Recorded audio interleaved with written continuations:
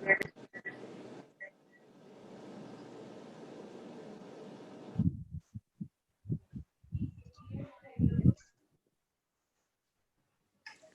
चाल है सर? नमस्कार सर, नमस्कार।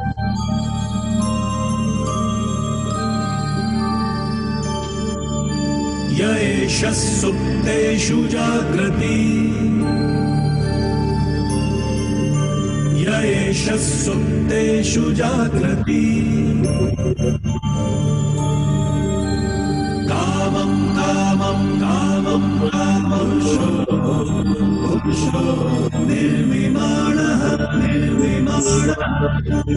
तदेव शुक्रं तदेव तद्ब्रह्मा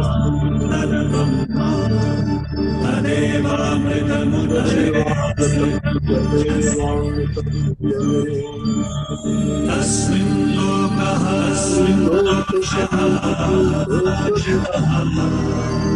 सर्वे तदूनात्यधिकश्च एतद्वैता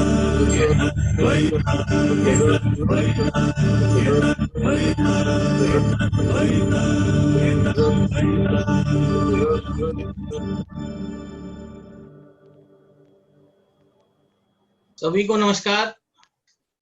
I welcome all of you in today virtual sweeping meeting on revised code of ethics, which are already applicable from 1st July 2020, and to guide us, to update us, and to educate us, we have the most respected personalities with us. I welcome C. Amarjit Chopra sir in your study circle. Although there is no need of an introduction of Chopra sir, everybody know him very well, and profile is also very large. If I want to read, one meeting is required for reading the complete profile. But I want to share some glimpse of professional life of Chopra sir.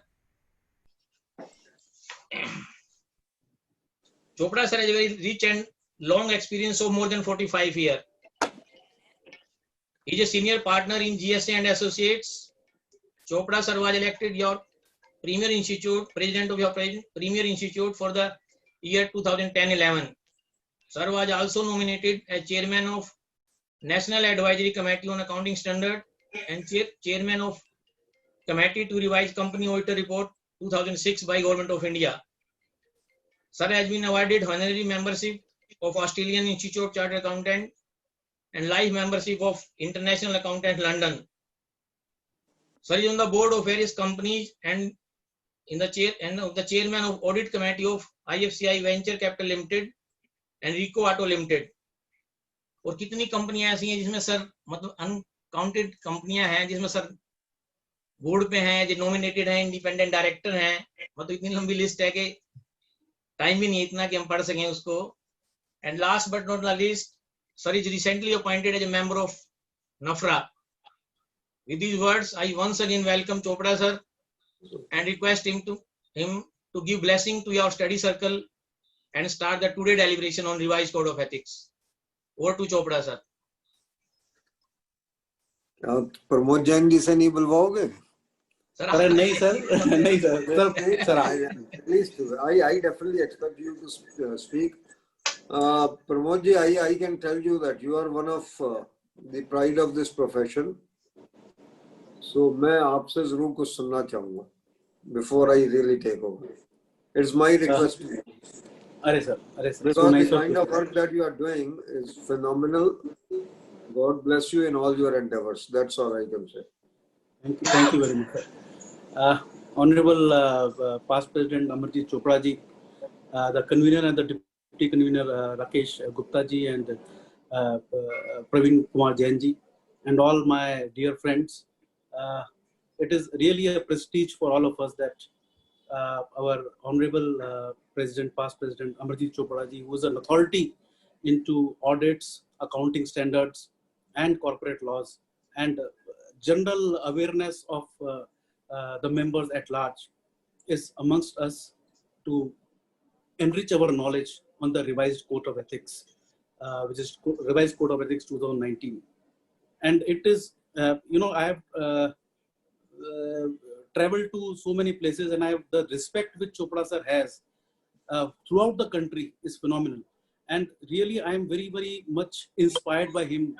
When even after being a past president, he is there to help the students also, leave apart members, but he is taking the GMCS classes the whole old days in various parts of the country. That is a really remarkable and a thing to learn from you, that even after being a past president, you are always guiding the students to how to go ahead in their lives. And members, of course, you are coming to a small study circle, being a past president, that is just above all things, I would say. We have rarely seen a past president contributing so much to the members, to the student, and also guiding the government. I've witnessed there in the corporate committees and the various committees of the institute also, and before the MCA also, the stance you take, and also in the disciplinary committees which you are heading as a government nominee. Really, sir, my hats off to you, and always inspiring all the members. Truly obliged, sir. All yours, sir.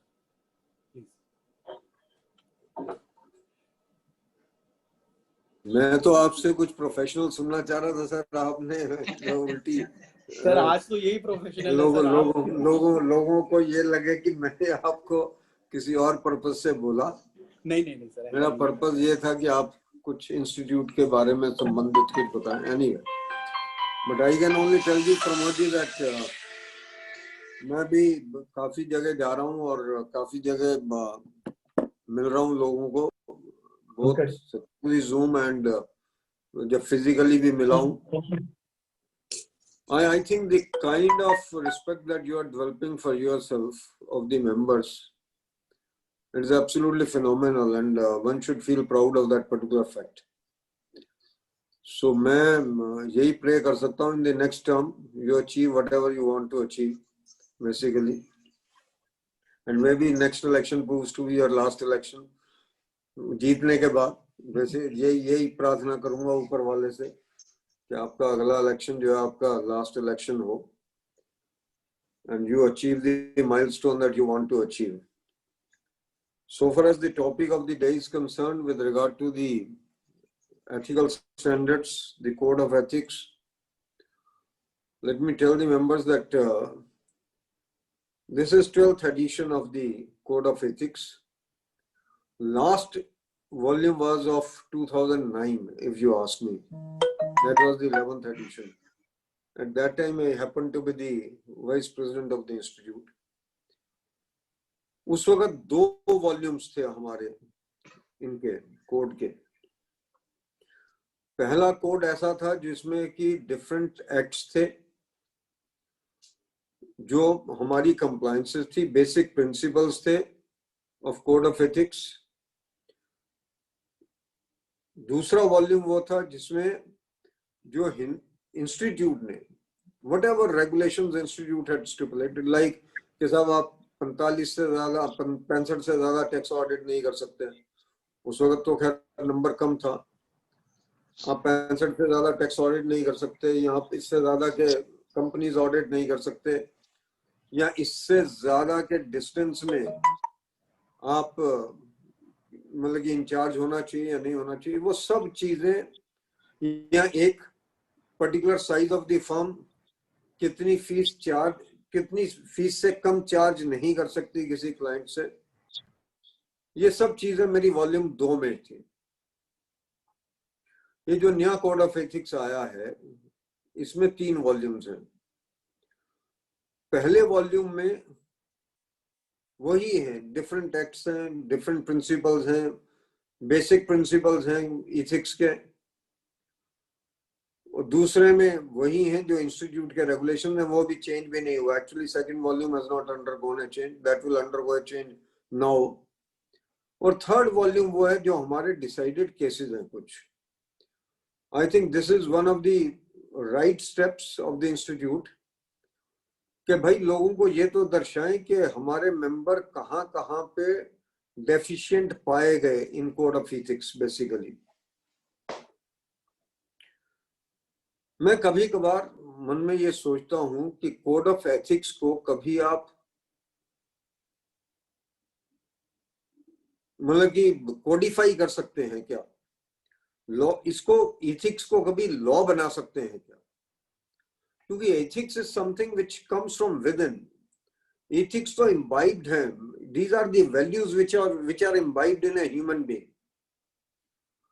अब अगर प्रमोद जी में value ये है कि भाई मुझे professionally ही काम करना है, तो ये वैल्यू है. This is one of the part of the ethical practices. Basically हम में से कई लोग ऐसे हैं कि जिनके पास आर्टिकल ट्रांसफर के लिए आता है तो भी वो फोन उठा के दूसरे चार्टर्ड अकाउंटेंट के साथ बात करते हैं कि भाई तुम्हारा ये आर्टिकल ट्रांसफर के लिए मेरे पास आया है, आपको कोई इतराज तो नहीं? ये कहीं लिखा नहीं हुआ. Let's be very clear about it.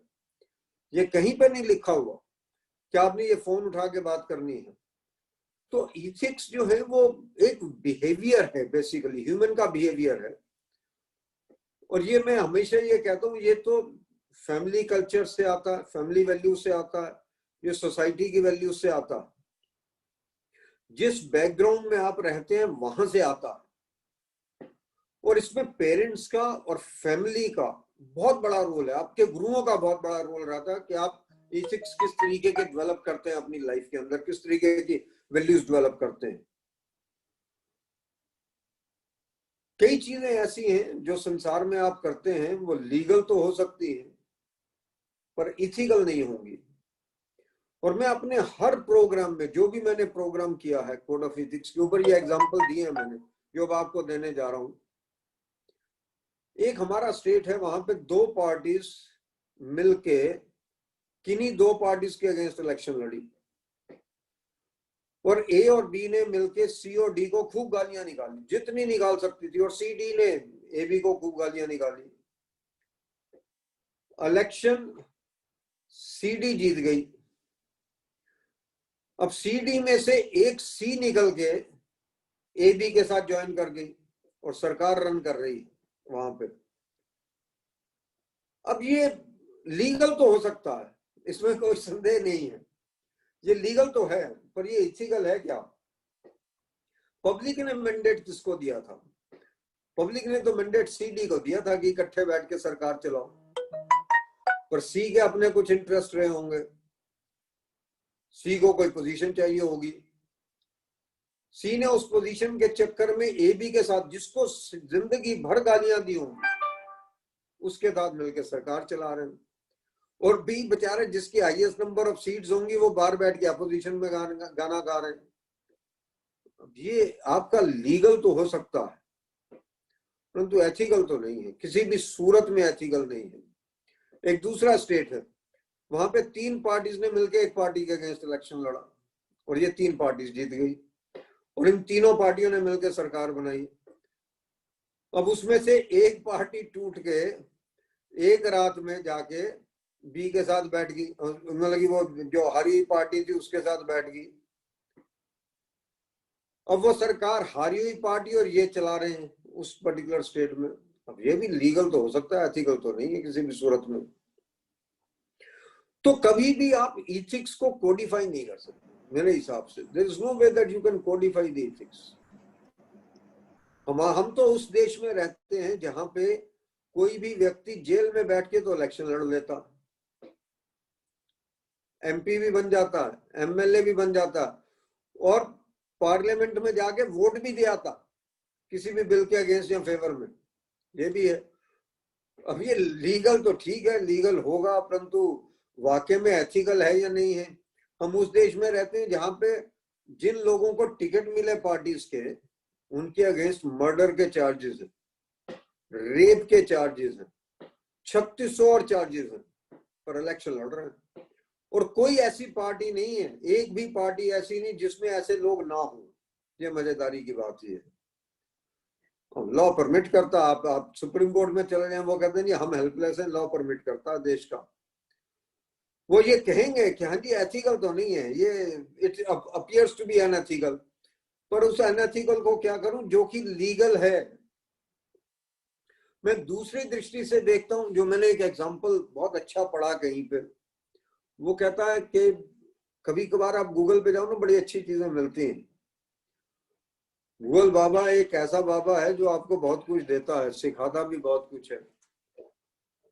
तो उसमें उसने ये सिखाया आपको कि भाई ये भी सिचुएशन हो सकती है कि एक आप रेड लाइट पे खड़े, कार आपकी खड़ी हुई है, रेड लाइट है बकायदा, आपने देखा रेड लाइट के उस पार किसी व्यक्ति को गिरे हुए देखा आपने, और आपने उसी वक्त अपनी कार को रेड लाइट को जंप करवाया, और जंप करवाने के बाद आपने उस व्यक्ति को अपनी कार में बिठाया और कार में बिठा के उसको हॉस्पिटल पहुंचाया।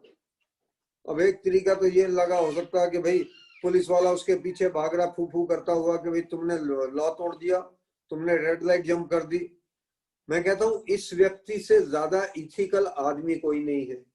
काम तो इसने इलीगल किया, लाइट तो तोड़ी इसने, इसमें कोई शक नहीं, परंतु उस लाइट को तोड़ते हुए उसने काम क्या किया? उसने काम किया, एक व्यक्ति गिरा हुआ है उसको उठाया, उसको हॉस्पिटल पहुंचाया।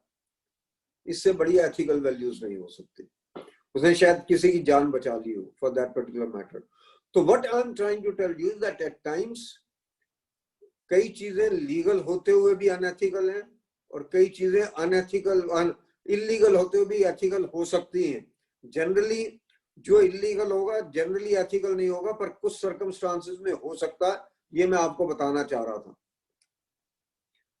एक बात और जो मैं आपको बताना चाह रहा हूं, हमारे यहाँ तो सी एक्ट है, सी एक्ट में शेड्यूल्स हैं।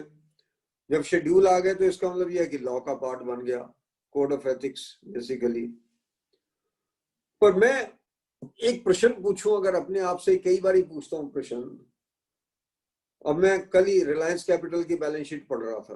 आप, मैं नाम लेके बात कर रहा हूं क्योंकि पब्लिश्ड है, इसलिए मुझे कहने में कोई दुविधा नहीं है, और मैं उसमें से कुछ पढ़ के आपको सुनाना चाहूंगा बाद में।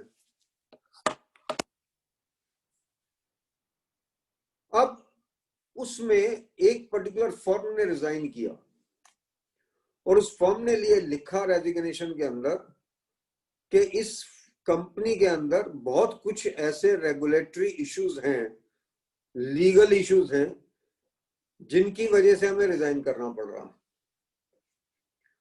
रिलायंस कैपिटल ने उसको चैलेंज भी किया, वो तो उन्होंने उनके अगेंस्ट डिफेमेशन सूट भी फाइल किया, वो अलग बात है। I am not getting into that particular part. इस ऑडिटर ने इनकी रिपोर्ट को क्वालिफाई नहीं किया कहीं पे भी। ये आपको और मजेदारी की बात बता देता हूं, इनका गोइंग कंसर्न कंसेप्ट भी उसने चैलेंज नहीं किया इस फर्म का। पर अगर आप उसकी रिपोर्ट पढ़ें तो आपको हंसी आएगी, इसमें भी कोई संदेह नहीं है। मैं ढूंढ रहा हूं, मैंने कहां पे वो लिखा था, कल रात को बैठ के मैंने लिखा, आपके लिए नहीं लिखा, किसी और पर्पज से लिखा था। हाँ, जब एसए 700 में ये ऑडिटर रिपोर्ट दे रहा है तो ये कह रहा है कि जी मेटेरियल अनसर्टेनिटी तो है इस कंपनी में, क्योंकि इस साल का लॉस जो है वो 2700 कुछ करोड़ का हो गया है, बल्कि 5300 कुछ करोड़ का है, और पिछले साल प्रॉफिट था 157 करोड़ का, और बाकी इनकी सब्सिडीज भी जो है कई इधर उधर हो गई हैं, there is no doubt about it. परंतु मैनेजमेंट ने हमें प्रोजेक्शन दे दी हैं, मतलब कि हम फिर भी इसको मॉडिफाई नहीं कर रहे, अपनी रिपोर्ट को क्वालिफाई नहीं कर रहे। पर आपको पता हो 143(3) में एक क्लॉज ऐसी भी है जहां पे ऑडिटर को यह कहना पड़ता है कि भाई आपकी कोई ऐसा एडवर्स रिमार्क्स तो नहीं है जिससे कि functioning of the company affect होती हो। वहां पे ऑडिटर क्या लिख रहा? प्रमोद जी, ये सोचने की बात है, जरा आप पीयर रिव्यू या एफआरआरबी वाले को बोल दीजिएगा, ये मैं आपसे इसलिए कह रहा हूं। ठीक है सर। वहां पे ऑडिटर लिख रहा है, गोइंग कंसर्न मैटर में have an adverse impact on functioning of the company. Going concern matter में have an adverse impact on the functioning of the company. और अपनी एसए 700 में ये कह रहा है कि अनसर्टेनिटी हो सकती है, पर मैं अपनी रिपोर्ट को क्वालिफाई नहीं कर रहा हूं इस ग्राउंड के ऊपर। और जब इंटरनल कंट्रोल्स के ऊपर रिपोर्ट दे रहा है, इंटरनल फाइनेंशियल कंट्रोल्स के ऊपर, उसकी मैं आपको जरा एक पहलू बता देता हूं, देखिए कितनी जबरदस्त है। और मैं ये समझता हूं कि शायद वो जो ऑडिटर्स ने रिजाइन किया होगा ये घबरा के किया होगा कि ये है क्या यहाँ पे, और इस ऑडिटर ने वैसे रिपोर्ट बिल्कुल क्लीन दे रखी है, पूरी की पूरी। मैं पूरी लैंग्वेज नहीं पढ़ रहा हूं, पर ये आपको बता रहा हूं, उसने कहा internal financial controls are weak even with regard to, please mind the language, even with regard to processing documentation, including justification for sanctioning the loans, exposures, risk assessment of exposures, and its monitoring of end use of funds, evaluation of borrowers' repayment capacity, and the policy of sanctioning the loan to entities with weaker credit worthiness. छोड़ा क्या financial control के अंदर? मतलब आप ये कह रहे हो, सारा आप कुछ ये ही कह रहे हो, मेन एक्टिविटी। आप एज एन ऑडिटर ये कह रहे हो, अगर मैं वाकई में नफरा में बैठा हूं तो सबसे पहला केस ये उठाऊं और कोई केस नहीं उठाऊं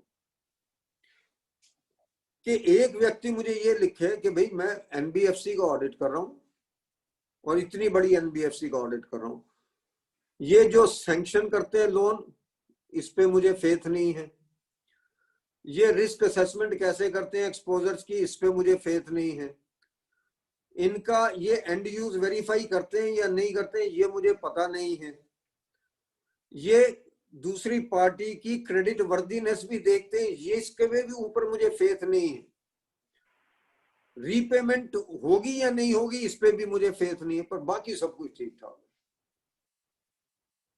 है। ये तो वो बॉर्डर वाली चिट्ठी हो गई, बिल्कुल वही चिट्ठी हो गई कि भैया, मतलब कि मैं तो वो अमिताभ बच्चन वाली स्टोरी देख रहा हूं जो शोले में उसने धर्मेंद्र के लिए मासी को बोली थी कि लड़का कभी कभार वहां पे भी चला जाता है, वो भी लगा लेता है, जुआ भी खेल लेता है, वैसे ठीक ठाक है, करेक्टर एकदम ठीक ठाक है, कोई दिक्कत नहीं है करेक्टर के अंदर। अब इस रिपोर्ट को क्या करूं? अब वो कहते हैं लीगल तो हो सकती है, 143(3) में रिपोर्ट दी हुई है, एथिकल कहां पे है? मुझे इसमें कोई एथिकल का एंगल मुझे कहीं तो नजर नहीं आया। Debentures worth thousands of crore of rupees, thousands, ये थाउजेंड भी नहीं है, worth thousands of crore of rupees have been recalled by the parties, और उसमें जो डिले है in payment of principal and interest जो कारों में खुद दिया हुआ है, उसमें वो डिले 53 डेज से लेके 189 डेज तक की ऑलरेडी हो चुकी है 31 मार्च 20 को, परंतु है सब कुछ ठीक ठाक, कंपनी ठीक ठाक चल रही है भैया, इसमें कोई डाउट नहीं। अब क्या बोले, ये रिलायंस कैपिटल की बैलेंस शीट है, पब्लिश्ड है, आप उठा के पढ़ लीजिएगा, मुझे कहने की आवश्यकता नहीं। प्रमोद जी के सामने इसलिए बोला कि भाई एफआरआरबी वाले बाकी काम करते हैं, इसको भी उठा लो यार। और इसमें तो ऑडिटर का रेजिग्नेशन हुआ था और नए ऑडिटर ने एक्सेप्ट किया, और अनक्वालिफाइड रिपोर्ट है ऑडिटर की, let's be very clear about it. तो अगर ये रिपोर्ट हम नहीं पकड़ेंगे तो और किस रिपोर्ट को पकड़ेंगे? मेरे ख्याल में I'm being very frank and blunt about it because it really hurt me yesterday night। मैं इसको पढ़ रहा था किसी और कारण से, वेरी फ्रैंकली, क्योंकि कहीं पे प्रोविजन का मामला आ रहा था इस पर्टिकुलर अकाउंट के बारे में, तो मैंने वो पढ़ के आज आर्गू किया कि इसमें प्रोविजन होना चाहिए या नहीं होना चाहिए। इस कंपनी के अगर किसी ने इन्वेस्टमेंट होल्ड कर रखी है तो उसमें प्रोविजन की जरूरत है या नहीं है। बट आई वॉज हर्ट कि ये रिपोर्ट को मैं लीगल तो कह सकता हूँ, एथिकल तो कहीं नहीं है भैया, पूरी प्रैक्टिस जो है unethical. So the point I am trying to drive you home is, मैं कई बार ही सोचता हूँ प्रमोद जी के किसी व्यक्ति ने रिजाइन किया, मैं उसको कम्युनिकेट नहीं करता। कई बार तो लोग, क्योंकि मैं आपको बता सकता हूँ sitting in the disciplinary committee, ऐसे बहुत केसेस आते हैं, वो कहते हैं जी इसने तो रिजाइन किया था, मुझे इससे कम्युनिकेट करने की क्या जरूरत थी। तो उसको कई बार मैंने ये बताया कि भाई इसी से तो ज्यादा कम्युनिकेट करने की जरूरत थी। किसी की कंपनी ने अपने आप बदल दिया वो तो बात अलग है, भाई उसकी एनुअल जनरल मीटिंग में उन्होंने बदल दिया। यहाँ पे उसने रिजाइन किया। रिजाइन कौन करता है आजकल? कोई करता है रिजाइन? कोई बता दो कि रिजाइन करता हो कहीं पे, क्योंकि आज कोई 5,000 का क्लाइंट छोड़ने को तैयार नहीं है, और कोई 5 लाख का ऑडिटर, 5 लाख, और इस कंपनी की फीस तो 1.20 करोड़ है। और अगर वहां पे सपोज कीजिए ऐसी कंपनी में अगर किसी ने कम्युनिकेट ना किया हो तो क्या मतलब है कि वो रिजाइन किया? अरे रिजाइन किया ऐसा कारण होगा कि वो साइन नहीं कर सकता होगा, वो आपको ये बता के जाएगा कि भैया तू भी इस पचड़े में मत पड़, तेरे पे कल एक्शन हो जाएगा। मैं ये कहता हूँ कोरोना में लोग मास्क पहन के घूमते हैं, ये जो मेरा कंडक्ट है इसके लिए मुझे कहीं लिखने की जरूरत थोड़ी ना होनी चाहिए कि भैया कम्युनिकेट करो पिछले ऑडिटर से। ये तो हमने लिख दिया पार्ट 1 शेड्यूल 1 में, परंतु एक मुझे बात बताइए, कहीं लिखने की जरूरत होनी चाहिए कि जब पुरान आप नया ऑडिट लें तो पिछले ऑडिटर से कम्युनिकेट करें। मेरे ख्याल में एक नॉर्मल फिनोमिनन होना चाहिए कि भाई मैं पिछले ऑडिटर से पूछ लूं, एक तो तेरी फीस तो नहीं बची हुई। हमें लॉ बनाना पड़ा काउंसिल में बैठ के कि अगर किसी की ऑडिट फीस बची हुई और आप ऑडिट एक्सेप्ट करते हो तो then you will be held guilty of the professional misconduct. मुझे बनाने की जरूरत नहीं थी अगर हम सद्भावना रखते आपस में, बाकी छोड़ दीजिए। अगर मैं सिर्फ सद्भावना रखता आपस के अंदर कि भाई जो पिछला ऑडिटर जा रहा है कम से कम उसकी फीस तो दिलवा दूं, गरीब आदमी की मेहनत की हुई है उसने, हमने नहीं रखी ये सद्भावना, इसलिए मुझे ये लॉ बनाना पड़ा। बेसिकली मैं ये कह रहा हूं मुझे लॉ बनाने की जरूरत ही नहीं थी। ये लॉ बनाने की क्या जरूरत है प्रमोद जी या सुभाष जी भी दिख रहे हैं मुझे, ये कहीं लॉ बनाने की जरूरत है मुझे कि मैं ये कहूं and a chartered accountant should do his act with due diligence? मुझे तो नहीं लगता कहीं बनाने की जरूरत है। ये तो नॉर्मल कोर्स में है कि भाई अगर मेरे पास कोई काम आया है तो मैं वो सब उस तरीके से करूंगा जो कि एक नॉर्मल प्रोफेशनल को करना चाहिए। मैं हमेशा एक एग्जांपल देता हूँ ऑडिट के अंदर कि भी मैं अपने घर की अगर पुताई भी करवाऊं ना, सिर्फ व्हाइट वॉश करवाऊं और उसका रेट फिक्स करूं क्यूबिक फीट के हिसाब से, तो जब उसको पेमेंट करने लगूं तो क्या करता हूं, उसको मापता हूं, उसकी क्वालिटी देखता हूं, और अगर उसकी क्वालिटी में डेफिशिएंसी होती है तो वो डिडक्शन करता हूं, और उसमें अगर एरिया ज्यादा मापा होता तो उसको ठीक करता हूं। जब अपने घर के लिए ये करता हूं तो जिस क्लाइंट का ऑडिट कर रहा हूं जहां पे इतने स्टेक होल्डर्स का इंटरेस्ट है वहां क्यों नहीं देखता भाई? देखना चाहिए, नहीं देखना चाहिए? जरूर देखना चाहिए। मुश्किल ये लिखने की जरूरत नहीं होनी चाहिए पर हमें ये लिखना पड़ा। We had to codify this कि भाई एक एज ए चार्टर्ड अकाउंटेंट अगर आप ड्यू डिलिजेंस नहीं बरतोगे तो आप पे एक्शन हो सकता है, then you can be held guilty of the misconduct। हमें तो ये भी कोडिफाई करना पड़ा कि if you do something which is unbecoming of a chartered accountant। अब unbecoming of A chartered accountant क्या? कि आप टीवी में बैठ के जिस दिन डिमोनेटाइजेशन हो उसके अगले दिन इंटरव्यू दे दो कि भैया ला 6% ला, 10% ला, 15% ला, तेरा मैं काम करवाता हूं। This is unbecoming of A chartered accountant. यहाँ आप प्रोफेशनल जॉब नहीं कर रहे हो परंतु आप चार्टर्ड अकाउंटेंट हो और उसके बावजूद ये काम कर रहे हो तो this is unbecoming of A chartered accountant. और स्टिंग ऑपरेशन में आप पकड़े जाओ। That is what one is trying to tell you।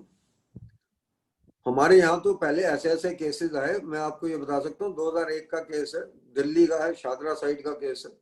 यहाँ पे हस्बैंड वाइफ दोनों चार्टर्ड अकाउंटेंट थे। वाइफ ने केस फाइल किया कि जी मुझे रोज मारता, गालियां देता, और जब वो हमारे सामने अपीयर हुआ तो हमें क्लियर था कि ये रोज पिटता इससे शाम को, परंतु वो बेचारा प्रोड्यूस नहीं कर पाया एविडेंस, वो प्रोड्यूस कर गई, हमने उसको गिल्टी किया। और गिल्टी किसका किया? Unbecoming of A chartered accountant, क्योंकि ये प्रोफेशनल कैपेसिटी में तो काम नहीं किया उसने। तो कभी कभार मैं ये बोलता हूँ कि ये हैजर्ड है, जब एक ही प्रोफेशन की लड़की या लड़के से वो करते हो ना शादी, तो ये भी हैजर्ड है। उसको पता होता है यहाँ कोड ऑफ कंडक्ट क्या, तो ध्यान से किया करो ये भी काम। बेसिकली जब चुनते हो अपना लाइफ पार्टनर उसमें भी ये जरूरी है कि भैया टेक केयर कि कौन सा चाहिए लाइफ पार्टनर। दूसरे को कोड ऑफ कंडक्ट नहीं पता होना चाहिए, अगर उसे पता तो फिर बहुत सारी और बीमारियां इसके अंदर। Anyway, coming over to the new code of ethics. मैंने आपसे पहले बोला कि इस कोड ऑफ एथिक्स में एक चीज जो है वो ये है कि भाई 3 वॉल्यूम्स है। 3rd वॉल्यूम की सिग्निफिकेंस ये है कि अब हम ये बताने लगे लोगों को भाई किस किस तरीके से लोग गलतियां करते थे और उन पे क्या एक्शन हुए। मुझे अभी तक याद है when I took over as the president, तो हमने तो वेबसाइट पे डाल दिया था इंस्टीट्यूट के कि पिछले 3 साल में 123 लोगों पे, मुझे अभी तक फिगर याद है कि 123 लोगों को हमने पिछले 3 साल में गिल्टी करार दिया। मुझे पता नहीं मोदी जी कहां से वो फिगर दे गए थे कि जी इतने लोगों में सिर्फ एक्शन हुआ। हमने तो वेबसाइट पे डाला था, despite some opposition from the council members की, ये क्यों डालना चाह रहे हो। मैं ये कहता हूँ अगर इंस्टीट्यूट ने कोई अच्छा काम किया तो डाल दो ना कि भाई हमने अपने मेंबर्स को गिल्टी भी किया हुआ, नहीं तो पब्लिक को ये इंप्रेशन है हम अपने भाइयों को कुछ करते ही नहीं बेसिकली, क्योंकि हमारे यहाँ इलेक्शन होते हैं। अगर सिर्फ नॉमिनेशन होते हो तो वो झगड़ा नहीं है, क्योंकि इलेक्शन होते हैं इसलिए झगड़ा है। बट वी होस्टेड इट, उसके बाद लोगों ने डिसकंटिन्यू कर दिया, that is a different matter, I don't want to get into that particular part. आज की डेट में समस्या सबसे बड़ी ये है, मेरे पे केस फाइल कौन करता है, ये आपको बता रहा हूं, क्योंकि जब मैं कोड ऑफ एथिक्स की बात करता हूं तो मुझे ये आपको बताना जरूरी है, आगाह करना जरूरी है कि आप किस पर रिलाई करें और किस पर रिलाई ना करें। मैक्सिमम केसेस मेरे ऊपर फाइल हो रहे हैं जब 2 पार्टनर्स आपस में झगड़ा करते हैं, फर्म के पार्टनर नहीं जिनका आप ऑडिट करते हैं, उनमें जब कभी झगड़ा होता तो उनमें से कोई पार्टनर उठा के सबसे पहले मेरे पे केस फाइल करता। कंपनी के 2 डायरेक्टर या 2 शेयर होल्डर जब आपस में झगड़ा करते हैं तो मेरे ऊपर केस फाइल करते हैं। अगर आप southern part of the world में हो, इस वक्त सदर्न रीजन में हो, तो कभी किसी मठ का ऑडिट मत लेना, क्योंकि मठ वालों में जब आपस में झगड़ा होता, मठ, क्योंकि मठ पे कंट्रोल चाहिए ना, आपको पता और क्यों चाहिए मठ पे कंट्रोल, पांड्यास को कंट्रोल क्यों चाहिए, हमें सबको मालूम है क्यों चाहिए।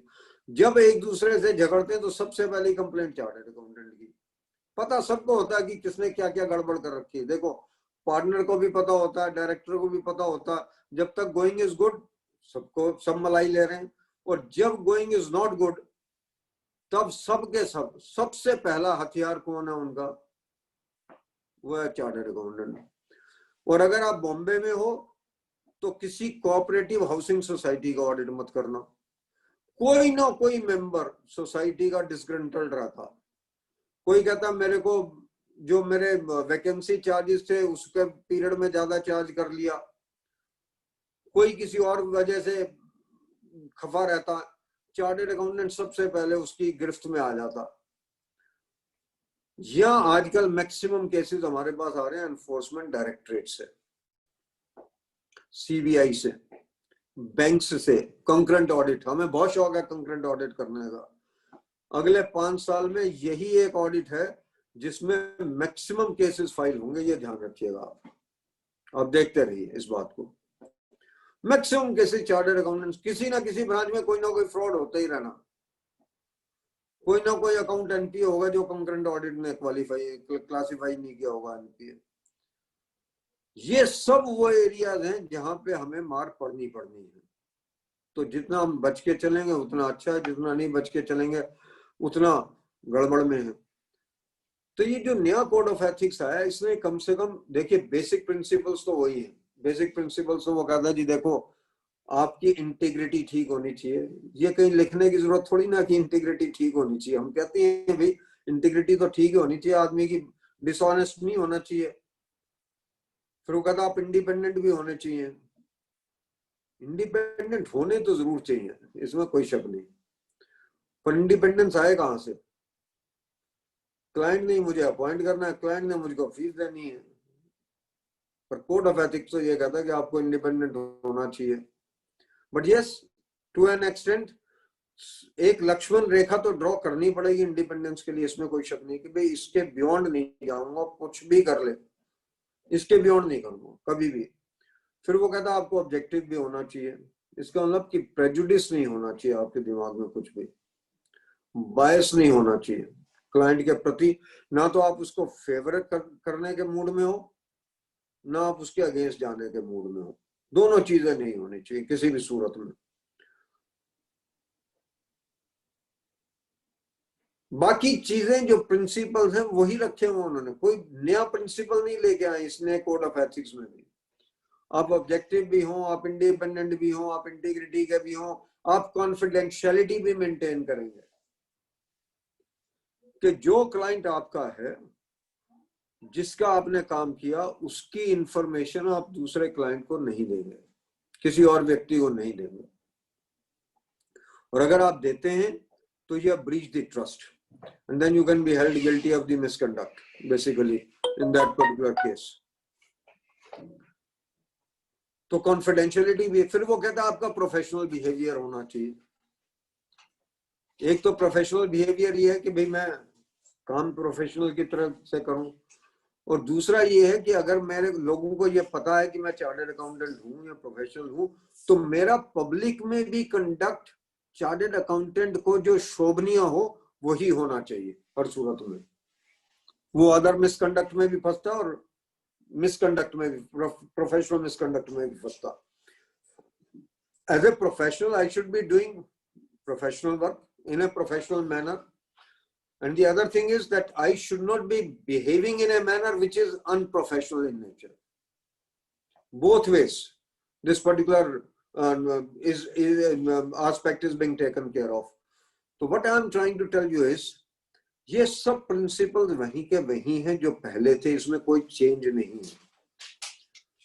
इस पूरे कोड ऑफ एथिक्स में कुछ चीजें बहुत अच्छी हुई हैं, और वो ये अच्छी हुई हैं कि चाहे जो पहले हम मेंबर्स इन प्रैक्टिस के ऊपर ही सिर्फ चीजें लागू थी, वो अब सब चीजें मेंबर्स इन सर्विस के ऊपर भी लागू हो गई। अब ये भी कहा जाता है भी जो मेंबर इन सर्विस है उसको भी ऑनेस्ट होना चाहिए, वो भी आदमी इंटीग्रिटी का होना चाहिए, उसको भी कॉन्फिडेंशियलिटी मेंटेन करनी है, उसको भी प्रोफेशनल बिहेवियर देना है। अब सिर्फ जो मेंबर प्रैक्टिस में है सिर्फ उसी के लिए लागू नहीं है, it is applicable to everyone, no, across the board for that matter, including the members in service. ये थोड़ी ना कि मेंबर इन सर्विस तो कमीशन लेता रहे वेंडर से और चार्टर्ड अकाउंटेंट जो प्रैक्टिस में वो बेचारा काम करता रहे, ये नहीं हो सकता। I will deal with some other aspects also during the course of the deliberations. एक उन्होंने ये कहा कि भाई कुछ थ्रेट्स हैं हर मेंबर को when you do certain works, particularly जब आप एश्योरेंस का काम करते हैं तो आपको कुछ थ्रेट्स रहते हैं। पहला थ्रेट उन्होंने बोला कि आपको सेल्फ इंटरेस्ट का थ्रेट है, आपका कॉन्फ्लिक्ट ऑफ इंटरेस्ट हो सकता है कहीं पे। वो क्या है? वो ये है कि आपकी मैडम जो है वो किसी कंपनी में एमडी हैं और मेजर शेयर होल्डर हैं, आप उसी के ऑडिटर हैं, तो कॉन्फ्लिक्ट ऑफ इंटरेस्ट तो है ही। आप अगर उसका ऑडिट करेंगे तो क्या आप उसकी गलती निकालेंगे जब आप रिपोर्ट देंगे?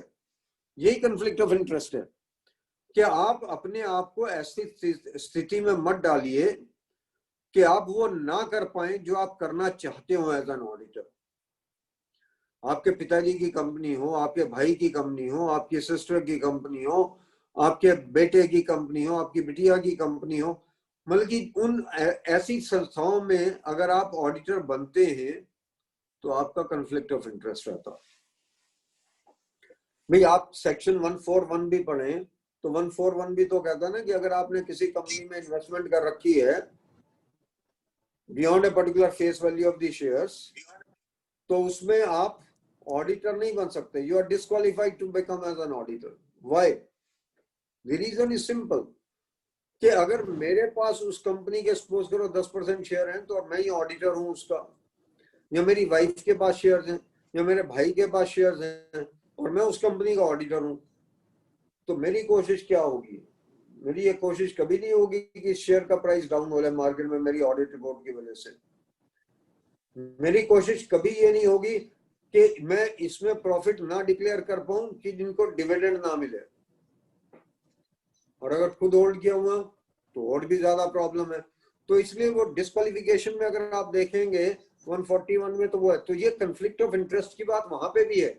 अगर किसी क्लाइंट ने मेरे लिए गारंटी कर रखी है किसी लोन में, तो मैं उसके अगेंस्ट रिपोर्ट दे सकता हूं क्या? या मैंने किसी क्लाइंट से बोरोइंग कर रखी है तो मैं उसके अगेंस्ट रिपोर्ट दे सकता हूं क्या? The answer would be no. तो मैं अपने आप को उस स्थिति में क्यों डालूं जहां पे विरोधाभास हो, जहां पे विरोधाभास हो? तो यही बात है। तो जो बात मैं कहना चाह रहा हूं आपसे कि please under all the circumstances make sure that there is no conflict of interest. Rakesh ji, Raman ji का म्यूट कीजिएगा। राकेश जी, विनीत जी जो भी देख रहे हैं, रमन जी का म्यूट कीजिएगा। 40 में जो है ना राधा कृष्णन को गो हेड दिया है। तो make sure that you are not in a position where you have a conflict of interest vis-a-vis your professional duties. दूसरा उन्होंने कहा self review threat. Self review threat का मतलब बड़ा साफ है कि अगर मैं ही कोई उनका ऐसा काम कर रहा हूं जिसका मैंने ही ऑडिट करना, मेकर और चेकर कंसेप्ट की बात है बेसिकली, कि मैं ही मेकर हूं और मैं ही चेकर बन जाऊं, तो मैं उस पर कभी रिपोर्ट दे ही नहीं पाऊंगा अपनी किसी भी कारण से। कुछ एग्जांपल्स दे सकता हूं आपको कि मैंने टैक्स का प्रोविजन करना, कोई कॉम्प्लिकेटेड इशू है टैक्स का, और मैंने उनसे कहा जी मैं आपको ओपिनियन दे देता हूं, या मेरी वाइफ से ओपिनियन ले लीजिए उस मामले में। मेरी वाइफ सपोज कीजिए कंपनी सेक्रेटरी है, उससे आप किसी कंपनी लॉ का ओपिनियन ले लीजिए। Then I am getting into a self review threat position. Conflict of interest भी है और सेल्फ रिव्यू थ्रेट भी है बेसिकली। परंतु इसमें मैं प्रमोद जी का इनपुट जरूर चाहूंगा बाद में। हमने ये परमिट कर दिया है इस बार कि सपोज कीजिए मैं ऑडिटर हूं, तो ये तो क्लियर है कि मैं उसका टैक्स का ओपिनियन मैं नहीं दे सकता उसका, और अगर टैक्स का ओपिनियन दूंगा तो सेल्फ रिव्यू थ्रेट में फंसा हूं, इसमें कोई शक नहीं है। परंतु वो ये कहता कि आपका पार्टनर ओपिनियन दे सकता, आप असेस कर लीजिए कि आपका सेल्फ रिव्यू थ्रेट है या नहीं है। तो मेरा मानना ये है कि हमारे यहाँ की प्रैक्टिस तो बड़ी क्लियर है कि भाई फीस किसको जा रही है? फीस तो फर्म को जा रही है, और फर्म को जो फीस जा रही है उसमें शेयरिंग भी हो रही है, और जब शेयरिंग हो रही है तो शेयर तो मुझे भी मिल रहा है उस ओपिनियन का। ऐसा तो नहीं कि मुझे शेयर नहीं मिल रहा। यहाँ हमारे यहाँ ऐसी प्रैक्टिस तो नहीं है, हमारे यहाँ ऐसी प्रैक्टिस तो है वैसे। ये डबल कल कर लिया ना, आज भी है, कल कर ले यार, मैं गाड़ी में कहाँ देखता रहूंगा। राकेश जी जरा एक बार उनको फोन कीजिएगा। मनोज जी के बंद कर दिया सर, अनम्यूट कर दिया। आप प्लीज इसको देखते रहिएगा एक बार ना, जी चोपड़ा सर के अलावा जिसका भी है ना, एक बार राकेश गुप्ता जी आप देखते रहिए। जी जी। हमारे यहाँ पे इस तरीके की प्रैक्टिस तो हो सकती है, या इस तरीके की पार्टनरशिप हो सकती है कि भाई वेस्ट पटेल नगर की फीस तो तुम लेते रहना और पीतमपुरा की फीस मैं लेता रहूंगा। ये पार्टनरशिप्स तो हैं। ये जो कुछ मर्जर्स हुए ये इसी किस्म के मर्जर्स हैं। परंतु ये तो नहीं हो सकता कि एक ही फर्म में जेन्युइनली जहां पे पार्टनर्स हैं 5 या 6, कि वो ये कहे टैक्स की फीस तो मेरी और ऑडिट की फीस तेरी है। फीस तो अल्टीमेटली शेयरिंग, देखो टेक्निकली तो फीस शेयरिंग सभी की होनी है। तो मैं प्रमोद जी से यही कहना चाह रहा हूं कि ये जो हमने एक परमिशन सी दे रहे हैं, हम ये अलाउ करने की बात कर रहे हैं कि भाई आप खुद ओपिनियन ना दे पाए परंतु आप अपने पार्टनर से ओपिनियन ले सकते हैं किसी से। मेरे ख्याल में ये विरोधाभास है, ये ठीक नहीं है। क्योंकि अल्टीमेटली फीस तो, अगर आप नफरा की पोजीशन देखें आज की डेट में, अगर मैं सही बात में, तो ये जो अभी BSR वाला केस आया उसमें उन्होंने तो उधेड़ दिया बिल्कुल का बिल्कुल कि अगर आपकी ग्रुप की कंपनी थी, यहाँ तो मतलब कि उन्होंने ये बोला कि आपके जो बाकी अपने ग्रुप के KPMG की बाकी जो एंटिटीज थी वो उनको सर्विसेज दे रही थी बेसिकली, और BSR वाले ऑडिटर थे, तो उन्होंने तो कहा कि you are not even qualified to act as the auditors basically. तो मेरे अपने हिसाब से इट्स ए सीरियस इशू। मेरे ख्याल में हमें ये परमिट नहीं आ गया। यहाँ तो हम ये कहें भाई तुम कुछ भी करो, या फिर ये कहें कि फर्म में नहीं हो सकता किसी भी सूरत में। The firm can not be allowed, कोई भी partner of the firm can not be allowed to give an opinion at the end of the day, because ultimately the profits are to be shared by everyone under all circumstances. तो मेरे ख्याल में एक ये विरोधाभास अपने आप में है। एक उन्होंने और बड़ा अच्छी, इसमें अच्छी या बुरी का मैं नहीं कह सकता हूँ, परंतु इसमें मेरे ख्याल में सोचना पड़ेगा। उन्होंने कहा टैक्स रिप्रेजेंटेशन तो आप करते रहिए, कोई दिक्कत नहीं है, इतना कोई रिव्यू का थ्रेट नहीं है लंबा चौड़ा, अगर आप ऑडिटर हैं। परंतु अगर आपने अपील करने जाना है तो ये आप सोचिएगा कि आपने अपील करनी है या नहीं करनी है। अपील में आपको क्या प्रॉब्लम्स हो सकती हैं। सपोज कीजिए आपने टैक्स में आपने ऑडिट किया, आपने टैक्स में केस को रिप्रेजेंट किया, उसमें कुछ डिसअलाउंसेस हो गए किसी वजह से, तो वो ये कहता है कि ये सोच लेना कि रिप्रेजेंटेशन तक तो ठीक है, परंतु रिप्रेजेंटेशन के बियॉन्ड आपने जाना है या नहीं जाना है एज ए चार्टर्ड अकाउंटेंट, वो आप जरा मद्देनजर रखिए। आपको बैन नहीं किया उन्होंने, कहीं बाहर नहीं किया, उन्होंने ये कहा कि ये थ्रेट है अपने आप में, और उस थ्रेट को जरा इमेजिन कर लीजिए किस तरीके का थ्रेट है। वो मैं आपको बता देता हूँ उनकी मंशा क्या है। I personally can make out what is the intention. Intention बड़ी साफ है।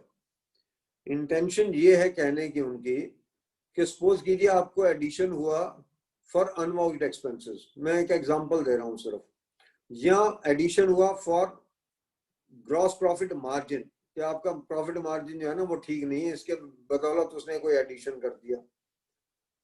ये तो रिप्रेजेंटेशन स्टेज तक थी बात। आप चले गए अपील में, और अपील में आपने आर्गू किया, और अपील में वो सस्टेन हो गया कहीं पे, तो ये तो रिफ्लेक्शन आपके ऑडिट के ऊपर है पूरी की पूरी, आप माने या ना माने किसी भी सूरत में। क्योंकि अगर कोई अनवाउच्ड एक्सपेंसेस का एडिशन सस्टेन होता है और आप ही अपीलेंट हैं, basically you are the counsel in the appeal, gross profit margin के ऊपर के बेसिस पे कि ग्रॉस प्रॉफिट मार्जिन आपने ठीक नहीं डिपिक्ट किया हुआ है, आपने अंडर सप्रेस कर रखा ग्रॉस प्रॉफिट मार्जिन को, और उसके बेसिस पे कोई एडिशन हुआ और आप अपील में गए और आप अपील हार गए बेसिकली, तो ये तो रिफ्लेक्शन आपकी ऑडिट वर्किंग पे है सीधी सीधी, आप माने या ना माने इस बात को। तो भाई in the periods to come ये कहा जा रहा है कि आपको मना नहीं किया, पर वो ये कहता है आप ये जज कर लीजिए, असेस कर लीजिए अपने आप को कि आपको कहीं इसका थ्रेट तो नहीं है। क्योंकि अगर आप ये करते हैं तो और कल वो सस्टेन हो जाता तो वही क्लाइंट आपके अगेंस्ट केस फाइल कर सकता। Let me be very clear about it. There has been a case earlier in the institute, बहुत पुराना है, जबकि एक चार्टर्ड अकाउंटेंट ने ऑडिट किया, केस रिप्रेजेंट करने गए before the income tax authorities, और वहां पे ऑर्डर शीट के ऊपर साइन करके आ गए agreed to addition for unvouched expenses. तो आप बच कैसे सकते हो? ऑडिटर आप हो, अनवाउच्ड एक्सपेंसेस के एडिशन पे आप एग्री करके आ रहे हो, तो ये नहीं हो सकता किसी भी सूरत में। तो मेरी आप सबसे एक रिक्वेस्ट है, एक तो कभी भी जहां पे एडिशन के लिए एग्री करना, आप अपने नोट शीट पे आपके साइन नहीं होने चाहिए किसी भी सूरत में, ना आपके ना आपके पार्टनर के, किसी के भी। वो साइन हो तो क्लाइंट के होने चाहिए। बाकी तो आप डिस्प्यूट कर सकते हैं ना, भाई मैं ऑडिटर था तो पोजीशन क्या थी, परंतु अगर आप ही एग्री कर रहे हैं तो I think that you are just killing yourself basically. It's a suicidal pact basically to my mind.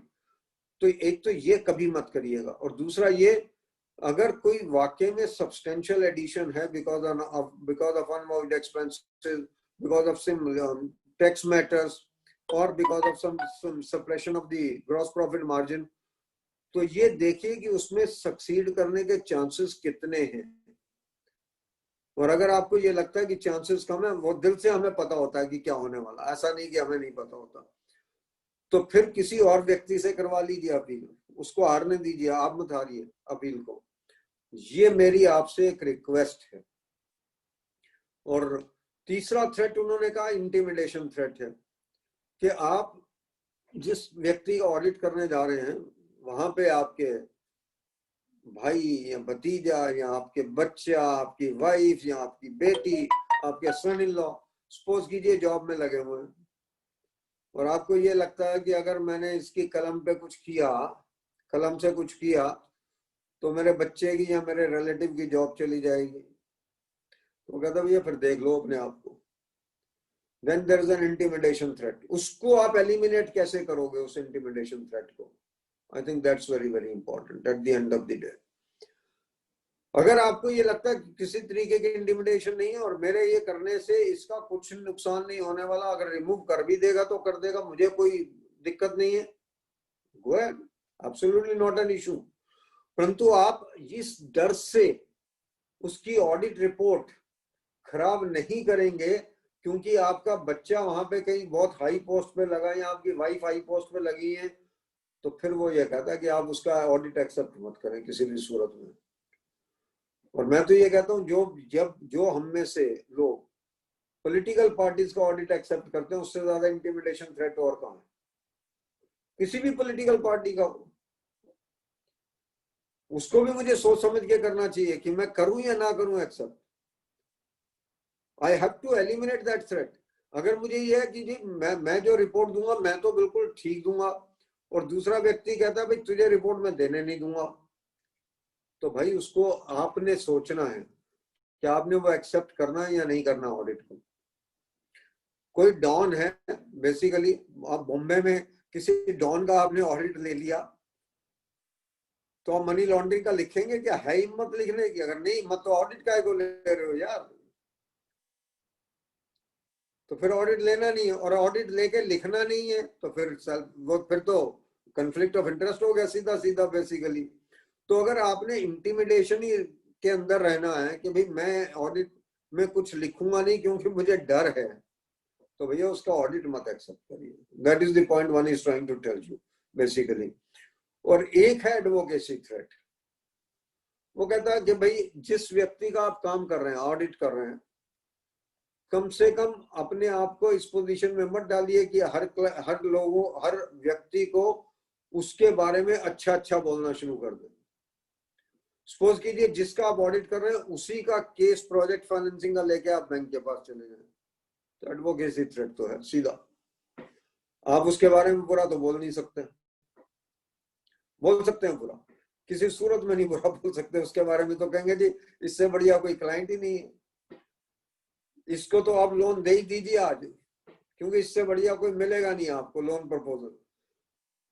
इसी तरीके से जब किसी ऑडिटी का पब्लिक इशू आए, सबसे बड़ी बात आपको जो बता रहा हूं, उसमें कभी किसी प्रेस कॉन्फ्रेंस में शामिल नहीं होना आपने। ये केस ऑलरेडी है राइस मिल का किसी का, कि ऑडिटर ही प्रेस कॉन्फ्रेंसेस में बैठ के कहने लगा जी बहुत बढ़िया इशू है, और बाद में पता लगा कि इसमें कुछ था नहीं, तो फिर तो हो गया काम ना पूरे का पूरा।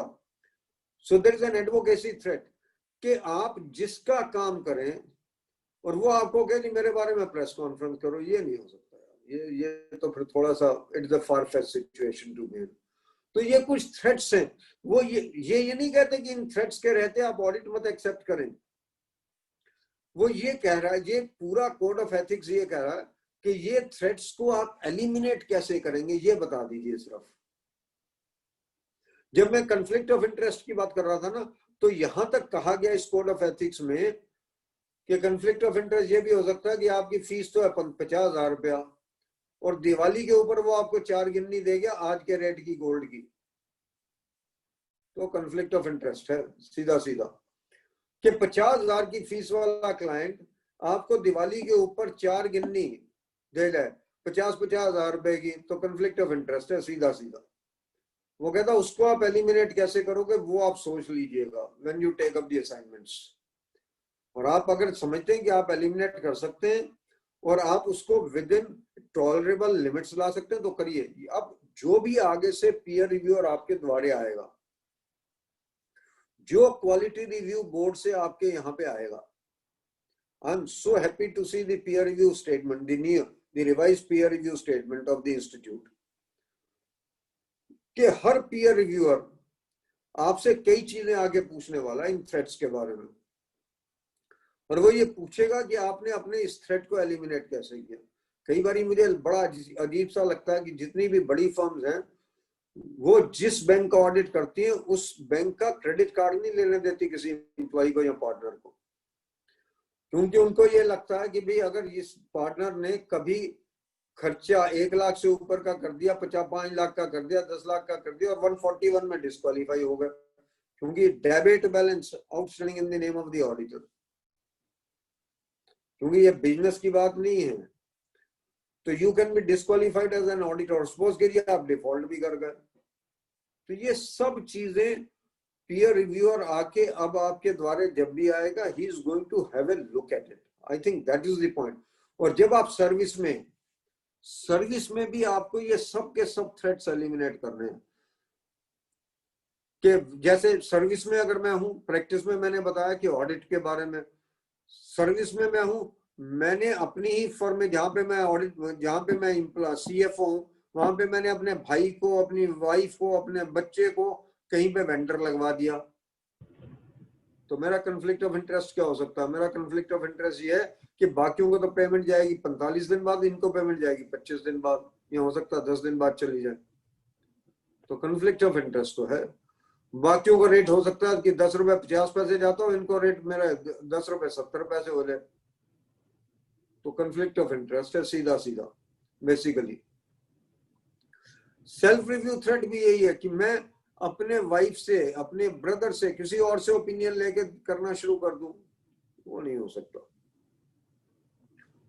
इन सर्विस मैं किसी वेंडर के साथ, ये टर्म्स मतलब कि वेंडर ने मुझे, दिवाली पे आ गया वेंडर मेरा और मेरे को दे गया आगे 5 लाख का कोई सिक्का विक्का, वो conflict of interest सीधा सीधा even when you are in service. So you have to make sure that you don't have a conflict of interest when you are in service.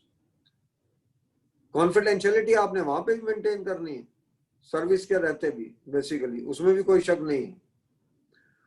तो ये जितने भी थ्रेट है, एडवोकेसी का थ्रेट भी है, आपके इंटिमिडेशन थ्रेट है। आप ये कहें कि साहब मैं अपने एम्प्लॉयर के अगेंस्ट नहीं कर सकता क्योंकि मेरी वाइफ यहाँ पे काम कर रही है। अगर मैं कुछ करूंगा, सपोज कीजिए मैंने इसको ये कहा भाई ये अकाउंटिंग पॉलिसी इस तरीके से नहीं इस तरीके से होगी, और वो कहे अपनी वाइफ को, तेरी वाइफ की जॉब कल से टर्मिनेटेड है, तो मेरा डेफिनेटली एक थ्रेट है, मेरे को इंटिमिडेशन थ्रेट है। तो जहां जहां पे ये चीजें हैं, वो कहता है वो थ्रेट्स आपको एलिमिनेट करना, चाहे आप प्रैक्टिस में हैं या आप जॉब्स में हैं। और अगर एलिमिनेट नहीं कर पाते, 100% एलिमिनेशन नहीं होगी, पर वो कहता है कहीं ना कहीं पे विद इन टॉलरेबल लिमिट्स उसको लेके आइए। व्हाट इज टॉलरेबल लिमिट, ये कहीं डिफाइन नहीं, परंतु टॉलरेबल लिमिट्स का मतलब यही है कि जहां पे आपकी इंडिपेंडेंस कंप्रोमाइज नहीं होगी, आपकी इंटीग्रिटी कंप्रोमाइज नहीं होगी, आपकी ऑब्जेक्टिविटी कंप्रोमाइज नहीं होगी, तब ये मान लिया जाएगा कि threat is within a tolerable limit. Simple सी बात इतनी है। नेक्स्ट जो पॉइंट इस पूरे कोड ऑफ एथिक्स में है, विच इज मेरे ख्याल में सबसे बड़ी बोन ऑफ कंटेंशन, तो वही है। अभी तो 1 साल के लिए पोस्टपोन कर दिया, अभी मेरे ख्याल साल, ये तो नहीं बताया कितने साल के लिए किया, पर यह कहा कि पोस्टपोन कर दिया। That is called NOCLAR, non compliance with laws and regulations. देखिए मेरा एक एस्से है, स्टैंडर्ड ऑन ऑडिटिंग है 250, और वो स्टैंडर्ड ऑन ऑडिटिंग मेरा ये कहता है कि अगर मैं किसी फाइनेंशियल लॉस की नॉन कंप्लायंस देखता हूं एज एन ऑडिटर, और वो मटेरियल है, तो मुझे अपनी रिपोर्ट को क्वालिफाई करना है। एग्जाम्पल बड़ा सिंपल है। सपोज कीजिए बोनस एक्ट है, बोनस एक्ट के तहत एलोकेबल सरप्लस बनता 20% का, कि 20% बोनस होना चाहिए, और मैं दिए जा रहा हूं 8.33%, तो it is required that I must qualify my report. पर जो सबसे ज्यादा वायलेटेड लॉ है वो है प्रोविडेंट फंड का। मुझे पता एम्प्लॉइज तो 20 से ऊपर है यहाँ पे, या उस थ्रेशोल्ड लिमिट से ज्यादा है जिसपे कि मुझे ESI और प्रोविडेंट फंड एप्लीकेबल है। मैं बात ही नहीं करता इसके बारे में कि प्रोविडेंट फंड में रजिस्ट्रेशन है या नहीं है। I don't even look at it. SA 250 मेरा ये कहता है कि मुझे देखना है, क्योंकि ये तो फाइनेंशियल लॉ है ना, it is not something non financial law. Provident fund कितने लोगों पे लागू होता है ये तो मुझे मालूम है। मैं कहीं पे ग्रेचुटी देनी हो, ग्रेचुटी एक्ट, मैं कहूँ नहीं नहीं ग्रेचुटी एक्ट का मुझे नहीं पता। ग्रेचुटी एक्ट तो पता ही है ना मुझे क्या है, ग्रेचुटी बनती है या नहीं बनती है। और अगर बनती है और मैं नहीं प्रोवाइड कर रहा हूं तो मुझे उसको क्वालिफाई करना पड़ेगा report for that particular matter. तो सपोज कीजिए कहीं पे 1 करोड़ का वेज बिल हो और लागू हो मेरा प्रोविडेंट फंड एक्ट, उसके ऊपर करीबन जो मेरी कॉस्ट आती है वो 20 से 24% की आती है प्रोविडेंट फंड ESI वगैरह के मिला के। सपोज कीजिए 1 करोड़ रुपया ये इस पे मेरी वेजेस या इस पे जो मेरा प्रोविडेंट फंड है 1 करोड़ की वेजेस के ऊपर लागू होना चाहिए, तो कितना मेरा लागू होगा? करीबन 20 से 24 लाख का खर्चा अंडरस्टेटेड है। अगर मेरा प्रॉफिट 15 लाख रुपया साल का, तो is it true and fair view? ये तो मेरा SC 250 एग्जिस्टिंग ही मांग रहा मेरे से करने को, कर नहीं रहा हूं मैं, ये तो मैं बता सकता हूं। हम कारों में ये तो लिखते रहते हैं कि कोई मेरा जो अनडिस्प्यूटेड ड्यू है, अनडिस्प्यूटेड ड्यू का क्या मतलब है? ये भी अनडिस्प्यूटेड है कि प्रोविडेंट फंड लागू है या नहीं है, इस पे मैंने कभी गौर नहीं किया। None of us really looks at it. ये भाई लॉ अनडिस्प्यूटेड, लॉ में डिस्प्यूट कहाँ है कि भाई इस नंबर के ऊपर मुझे प्रोविडेंट फंड अप्लाई करना, इस पे कोई डिस्प्यूट नहीं है, परंतु मैं वो देखता नहीं हूं, आई लीव इट बेसिकली। और नॉकलर इससे 10 कदम आगे जा रहा। नॉकलर में कोड ऑफ एथिक्स ये कह रहा, आपसे ये एक्सपेक्ट कर रहा कि अगर कंपनी में मनी लॉन्ड्रिंग हो रही है, ब्राइबिंग हो रही है, ब्राइब का नाम आती तो वैसे ही रोंगटे खड़े हैं, ये आप इनकम टैक्स में तो जाती हैं हम सब के सब।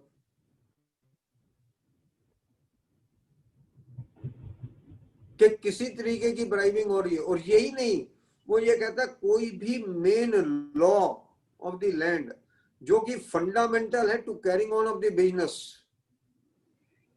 उसकी अगर ब्रीच हो रही है तो वो आपको पहले तो मैनेजमेंट को बतानी है कि भाई ये ब्रीच हो रही है, इसको रेक्टिफाई करो।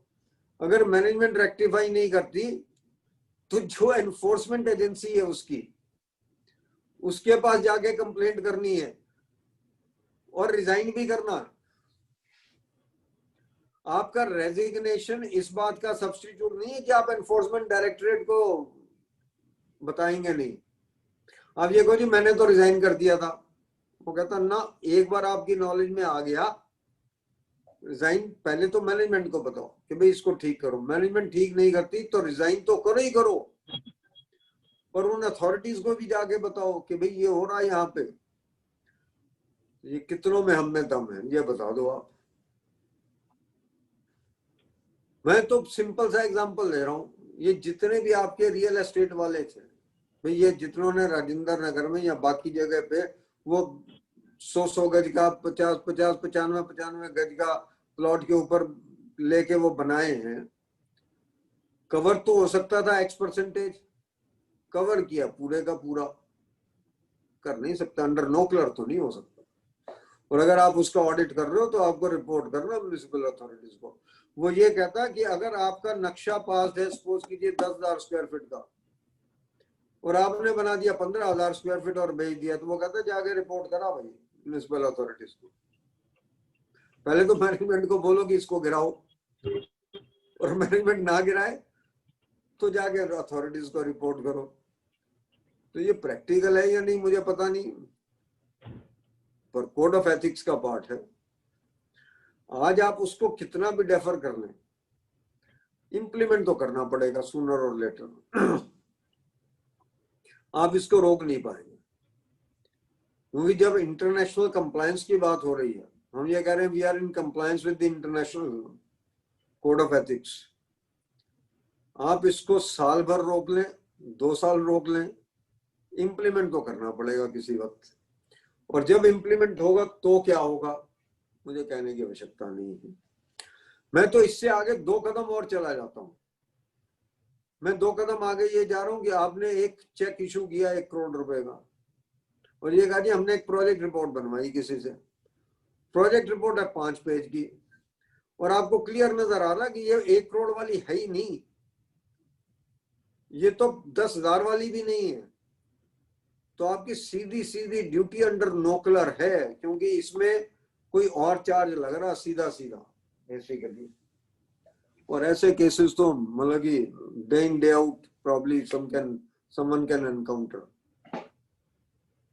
What one is trying to tell you is, पहली बात तो ये कि क्लाइंट को ये बताना शुरू करें भाई ये आ रहा। मेरे ख्याल से इंस्टीट्यूट की सबसे बड़ी ड्यूटी ये है कि चैम्बर्स के पास जाके ये बोलें कि भाई ये आ रहा है, और अगर ये आ रहा है ऑडिटर की रिस्पॉन्सिबिलिटी है। कल आप बोलेंगे और ऑडिटर की नहीं है, सिर्फ सीएफओ की भी है, क्योंकि ये लागू सीएफओ के ऊपर भी है, ये जीएम फाइनेंस के ऊपर भी लागू है। इसका मतलब ये जो मेंबर्स इन सर्विस है उनके ऊपर भी ये लागू है। उनको भी ये कहा गया कि आप मैनेजमेंट से ये बोलो कि मत करो, और मैनेजमेंट नहीं मानती तो रिजाइन कर दो जॉब से। अब है तो मुश्किल काम, इसमें तो कोई शक नहीं, परंतु मुझे लगता नहीं कोई चाह रहा। इसमें एक आर्गुमेंट ये आया कि पर्टिकुलर जो मेंबर्स इन सर्विस थे उनका ये आर्गुमेंट था कि साहब आप अगर हमें ये कहेंगे कि ये करना है, और एमबीएस और कॉस्ट अकाउंटेंट और कंपनी सेक्रेटरीज वगैरह पे तो ये लागू नहीं है, तो हमारी जॉब अपॉर्चुनिटीज तो खत्म हो जाएंगी सीएस की, क्योंकि मैनेजमेंट वाले कहेंगे यार यही ठीक है, दूसरे वाले इनको तो रिपोर्ट नहीं करना, इनको रिपोर्ट करना। मेरा उसमें थोड़ा सा डिफरेंस ऑफ ओपिनियन है, और यहाँ पे प्रमोद जी का इनपुट चाहूंगा बाद में। ये मेरा यूनिक सेलिंग पॉइंट हो सकता है अगर इंस्टीट्यूट बेचना चाहे। मैं सरकार से जाके ये बोलूंगी सिर्फ मेरा कोड ऑफ एथिक्स ऐसा है, सिर्फ मेरा और मेरा, जो सरकार के पक्ष में ये बात कहलवाने को तैयार है अपने मेंबर से, और किसी का भी कोड ऑफ एथिक्स ये नहीं कहता, ना एमबीएस का, ना कॉस्ट अकाउंटेंट्स का, ना कंपनी सेक्रेटरीज का। और अगर वो ये नहीं कहता है तो भैया सीएफओ की पोजीशन पे मैं ही बनता हूं सिर्फ।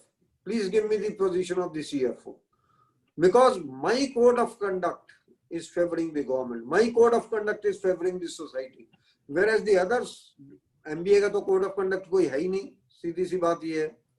और कंपनी सेक्रेटरीज और आईसीडब्ल्यू वाले इसको इम्प्लीमेंट नहीं करेंगे कभी भी, ये भी आपको बता सकता हूं मैं।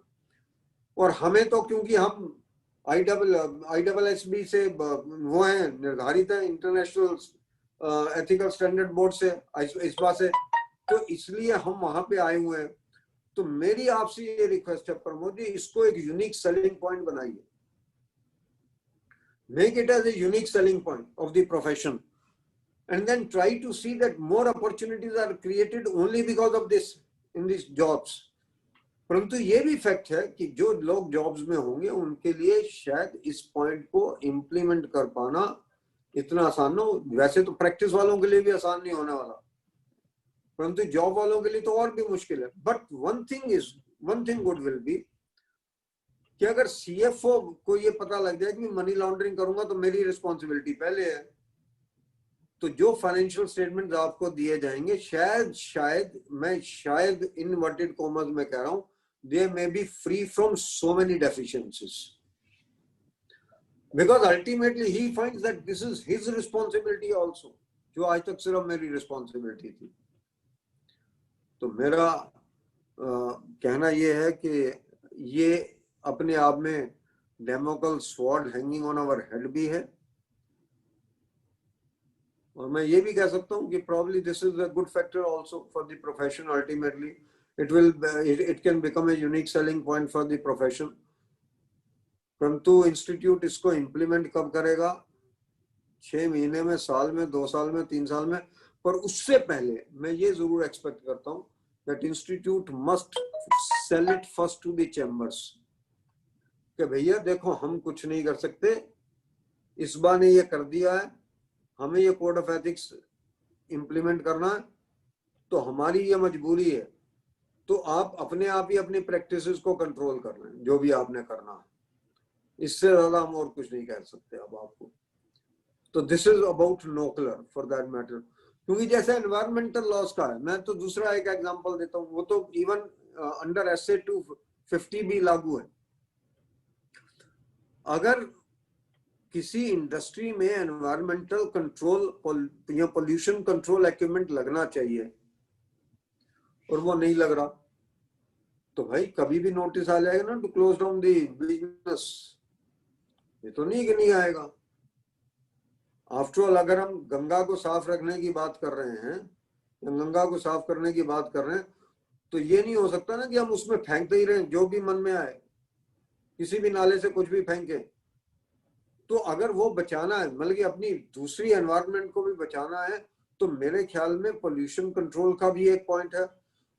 और एनवायरमेंटल का सपोज कीजिए मुझे नोटिस ही आया हुआ कि 6 महीने में लगा लो, नहीं तो हम आपकी यूनिट बंद कर देंगे, तो मेरे हिसाब से तो ये गोइंग कंसर्न का ही पॉइंट बन जाता अगर मेरे पास पैसे ना हो पोल्यूशन कंट्रोल इक्विपमेंट लगाने के।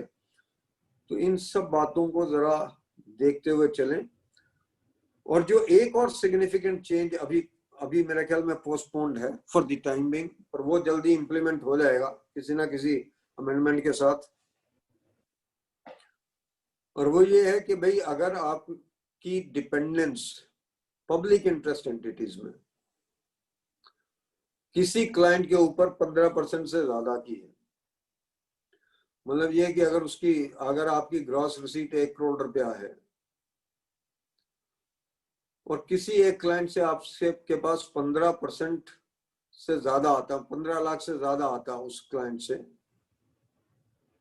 तो उस केस के अंदर अगर ये 2 साल तक लगातार चलता है तो आपको उस क्लाइंट को जाके बताना है, the people who are charge with governance in that particular organisation, उनको जाके आपको ये बताना है कि भाई मैं आप पे डिपेंडेंट हूं, आप पे निर्भर हूं, आत्मनिर्भर नहीं हूं,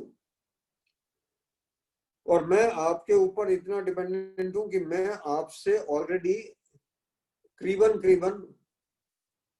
15% से ऊपर आपसे आता। ये पहले 40% का क्लॉज था इफ यू आस्क मी, अब ये 15% पे ले आए। मेरा सजेशन ये है, और ये कहा गया इसमें कि भाई अगर आपकी ग्रॉस रिसीट 5 लाख से कम है, 5 लाख तक की है, तो आप पे ये एप्लीकेबल नहीं है। तो मैं सिर्फ इसमें एक ही गुजारिश करना चाह रहा हूं प्रमोद जी से, क्योंकि प्रमोद जी CCM है, मैं पूरे दुनिया में क्या मैसेज दे रहा हूं। अगर मैं 5 लाख तक की रिसीट की बात कर रहा हूं, 5 लाख की रिसीट के अगेंस्ट खर्चा डेफिनेटली हर प्रोफेशनल का करीबन 35 से 40% तो है ही, इससे कम तो खर्चा किसी का है नहीं। अगर 35 से 40% का खर्चा है, सपोज कीजिए 40% का खर्चा है, तो बचा कितना, 3 लाख रुपया। मैं ये बताना चाह रहा हूँ प्रोफेशन, मतलब कि लोगों को, कि मेरे प्रोफेशन के लोग 25,000 रुपया महीना कमा रहे हैं। सीधी सी बात है, मैं ये कह रहा हूँ उन लोगों पे ये एप्लीकेबल नहीं है जिनकी प्रोफेशनल रिसीट 5 लाख तक की है। हालांकि इस प्रोफेशनल रिसीट में मैंने bank audit fees, tax audit fees वगैरह इंक्लूड नहीं की हुई, परंतु it is a very bad signal to the world at large कि मेरा मेंबर जो है नेट इनकम उसकी 25,000 रुपया महीना नहीं है। I should not. मेरा, हालांकि पहले 2009 में हमने कभी 3 लाख की फिगर ली होगी, उस वक्त it was very low, taken very low, but if I am increasing it now, I should increase it to about 30 lakh rupees now. कम से कम 30 लाख की रिसीट। अब तो निर्मला सीतारमन जी ने भी कह दिया कि GST 40 लाख तक हम नहीं चार्ज करेंगे किसी से, बेसिकली। तो कुछ फिगर इसको रियलिस्टिक 20 लाख, 25 लाख, 30 लाख तक की लेके जाएं, बजाय 5 लाख तक के कहने के। उसमें एक तो काफी बचत हो जाएगी लोगों की, और दूसरा ये कि अभी तो हमने पब्लिक इंटरेस्ट एंटिटीज की बात की है। इन दी टाइम्स टू कम, अगर हम ये कह रहे हैं, हम ये क्यों कह रहे हैं, हम इसलिए कह रहे हैं कि इससे हमारी इंडिपेंडेंस अफेक्ट हो रही है, और अगर हम इंडिपेंडेंस अफेक्ट की बात सोच रहे हैं तो फिर ये एप्लीकेबल छोटी फर्म्स पे भी होगा किसी ना किसी स्टेज पे जाके। आज नहीं होगा, कल होगा।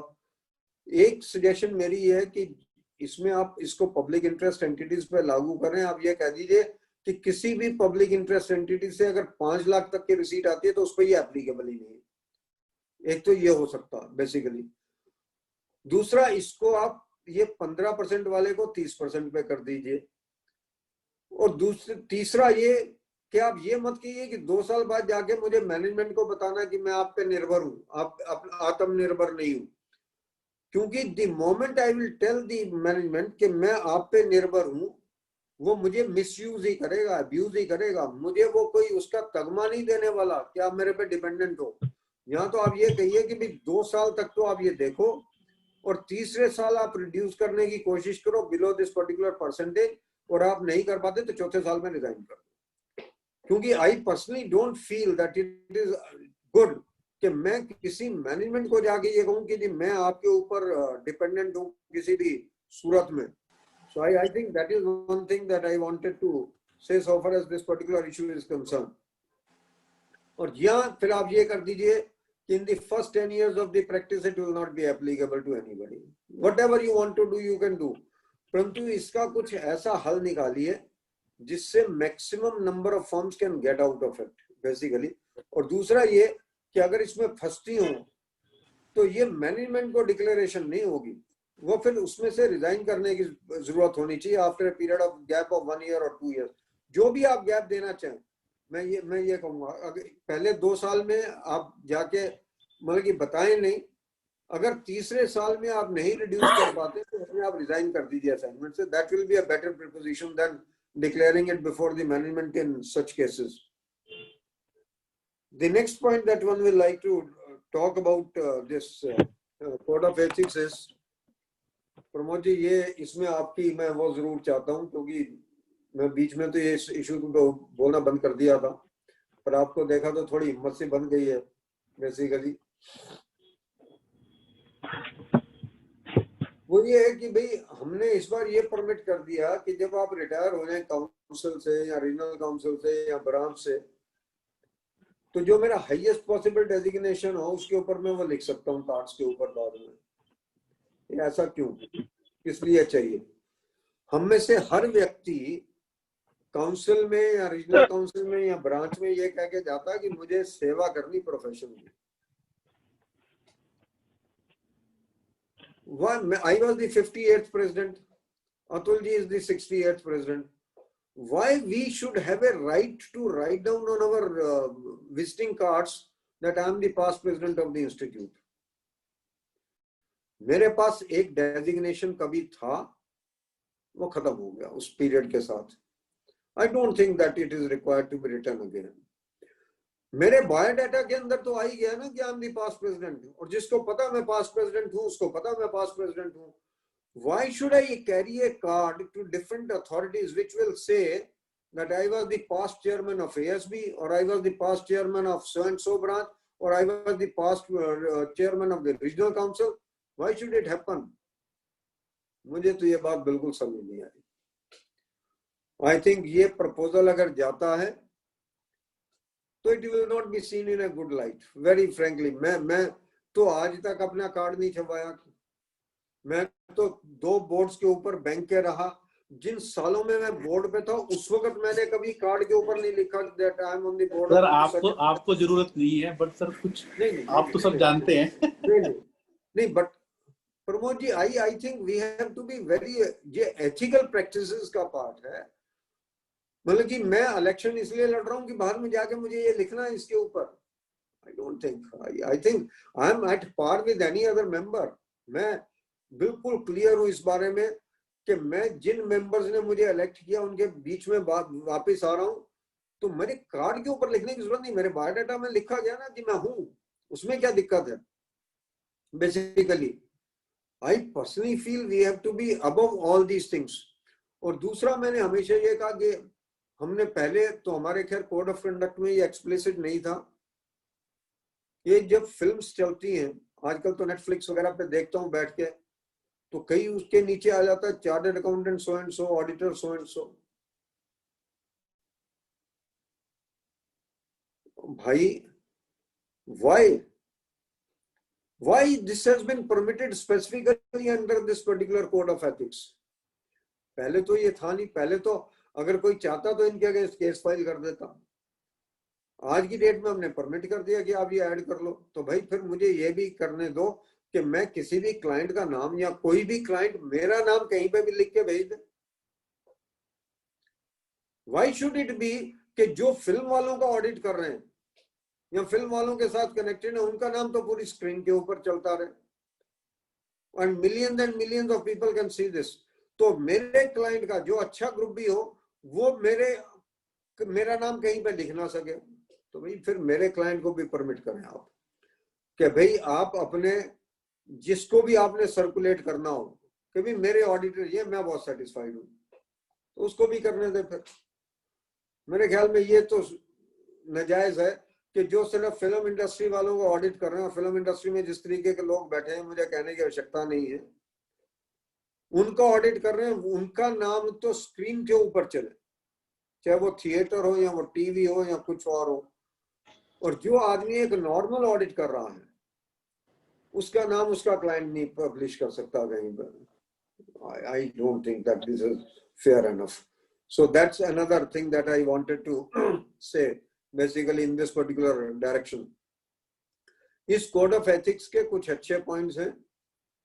इस कोड ऑफ एथिक्स ने एक चीज जो बहुत बढ़िया की वो ये किया कि भाई ये जो हमारे नॉन कम्युनिकेशन के केसेस आते थे बहुत सारे, उस नॉन कम्युनिकेशन केसेस में कई बार ये होता था कि रजिस्टर्ड एडी होना चाहिए सिर्फ। अब ये कर दिया कि भाई अगर इलेक्ट्रॉनिक मोड से आपने भेजा है और आप ये प्रूव कर सकते हैं कि उसको सर्विस हो गया, आपके पास एक्नॉलेजमेंट है, in that particular case it will be considered to be valid service provided it has gone on his last email ID which was available with the institute. I think that's very, very good. It will reduce a very large number of cases. Either it will increase large number of cases or it will reduce. मेरे ख्याल में reduce ही होंगे, क्योंकि अभी क्या कि हर व्यक्ति वो आ जाता था जी मुझे तो मिली नहीं जी, चिट्ठी नहीं मिली जी, और दूसरे के पास रजिस्टर्ड एडी पड़ी नहीं होती थी। तो मेरे ख्याल में ये एक बहुत बढ़िया मूव है। और दूसरा ये आपने कर दिया कि आपने किसी को चिट्ठी भेजी, रजिस्टर्ड एडी भेजी, या कोई भी आपने किसी मोड से भेजी चिट्ठी और उस पे लिख के आ गया दैट एड्रेसिंग नॉट अवेलेबल या उसका दरवाजा बंद है, then it will be considered to be valid service of notice on him. I think this is also going to reduce number of cases so far as the non-communication cases are concerned.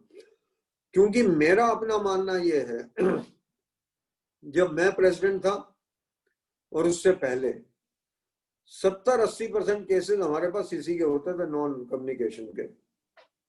और मुश्किल ये थी कि जो file करता था case वो तो फीस उसकी होती थी 2500 रुपए, 1000 रुपए, और इंस्टीट्यूट के लग जाते थे 5 लाख रुपए इस पर्टिकुलर केस को हैंडल करने में, और अल्टीमेटली होता था मेंबर रेप्रीमेंड।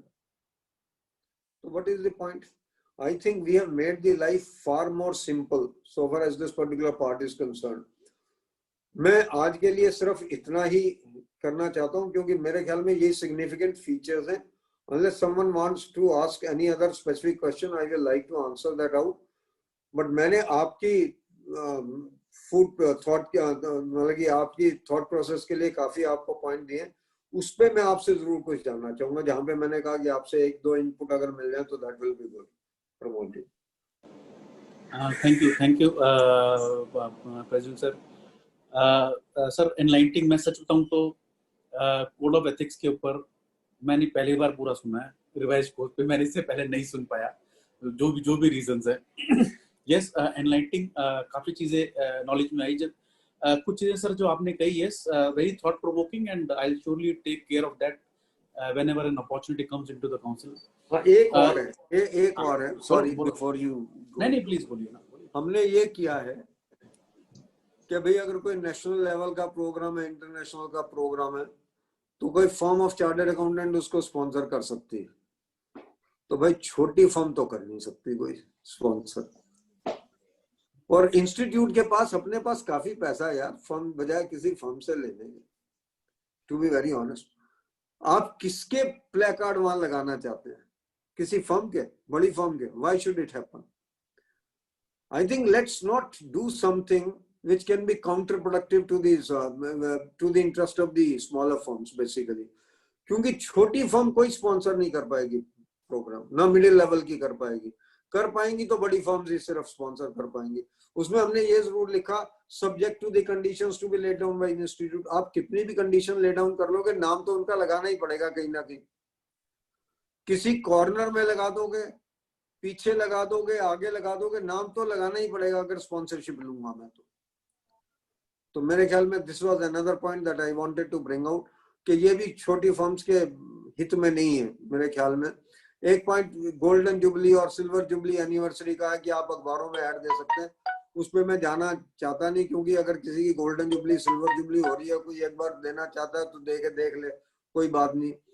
परंतु आई थिंक ये जो नॉर्मल रूटीन में है, क्योंकि ये नेशनल कॉन्फ्रेंस वगैरह तो हर रोज ही होती रहनी कोई ना कोई हमारे यहाँ पे नेशनल लेवल के, या इंटरनेशनल कॉन्फ्रेंसेस रोज होनी है, तो इसमें अगर बार बार कोई फॉर्म्स देती रहे तो वो ठीक नहीं। मैंने तो हालांकि ये देखा CII वगैरह के प्रोग्राम में 2-3 फॉर्म्स हैं जिनके ऊपर लिखा होता है lunch sponsored by such and such form of chartered accountants. ये आपको बता सकता हूँ, मतलब कि हम इतना कहीं पे चल रहे हैं कि हमें ये भी लिखवाना पड़ता है lunch sponsored by so and so, तो फिर ठीक है, भगवान मालिक है हमारा, क्या करेंगे। Thank you, sir. Sir, yes, what you have rightly informed us, ये कि जो 3 clauses हैं specifically NOCLAR, fees relative side और as well as taxation services, ये तीनों अभी implement नहीं हुई है, defer किए हैं because sir आप भी हैं ESB में, तो you know that more deliberations would be required on all the 3 points. So no, I'm not in ESB, but I personally feel that these require far more detailed deliberations. Yes, sir.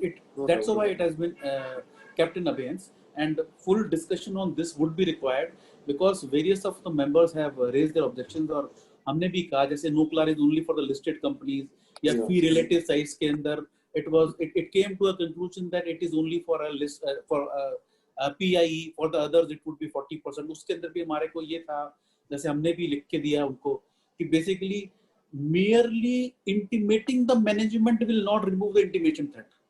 Yes. मैं उनको intimate दूंगा, उससे मेरा threat remove नहीं हो रहा। So उससे बढ़ जाएगा, उससे बढ़ेगा, क्योंकि वो अगर उसको ये पता हो कि भी इससे मेजर फी तो इसको मेरे से आ रही है, तो वो मुझे मिसयूज ही करेगा, मुझे कोई मेरे प्रति सद्भावना नहीं रखने वाला क्लाइंट किसी भी सूरत में। हमने भी सर, मैंने भी इसको ऑब्जेक्ट किया, मैंने कहा कि इससे हमारा कोई फायदा कुछ नहीं हो रहा। Yes, review by another firm, that is okay, that is not a bigger issue, but so yes, all the 3 would be discussed and rightly guided by you regarding the NOCLAR, that yes, of course it is only for the listed entity right now, but then how it can be marketed, and but before that, yes, very rightly suggested by you, and I feel so that proper guidance should be issued by the committee or the council, that what would be covered under NOCLAR, what would not be, and how to go ahead, because if that is not there, तो practically implement करना बड़ा मुश्किल है। I personally feel so। Relative size का हमने कह दिया sir, आपने जो text में addition की और वो order sheet की बात कही थी, very rightly said, but now after this faceless assessment ये सब खत्म हो गया। Faceless assessment के अंदर अब मेरा scrutiny, search, 148 सारा कुछ ऑनलाइन होगा, तो साइन करने का सीए का कोई रिक्वायरमेंट नहीं। सो दैट, बट हाँ, पुराने केसेस, यस, पुराने cases are still there which are still in appeal. पर फेसलेस में भी कोई आदमी तो इंफॉर्मेशन प्रोवाइड करेगा ना? नहीं, वो ऐसे खुद भी कर सकता है, एआर करेगा, लेकिन ऑर्डर शीट होगा नहीं ना, करेगा तो चार्टर्ड अकाउंटेंट ही अल्टीमेटली आप देखेंगे, चार्टर्ड अकाउंटेंट ही करेगा, पर सर उसके अंदर कोई एग्रीड एडिशन वाला क्वेश्चन नहीं रहेगा, वो एग्रीड वाला नहीं होगा, बस इतना ही है, बस इतना ही है, बाकी तो सारे थ्रेट्स हैं, बाकी तो सारे थ्रेट्स हैं। दिस हाईएस्ट पॉसिबल डेजिग्नेशन मेरे को आने के बाद ही पता लगा, yes it is allowed, so whenever it would be coming to the discussion, I'll surely take care, because मैं सर होने के बाद भी I never post anything with as a central council member also। मैं अभी भी प्रमोद जैन हूँ, और वेस्ट दिल्ली सर्कल के अंदर भी मैं सर प्रमोद जैन हूँ, I am not a council member।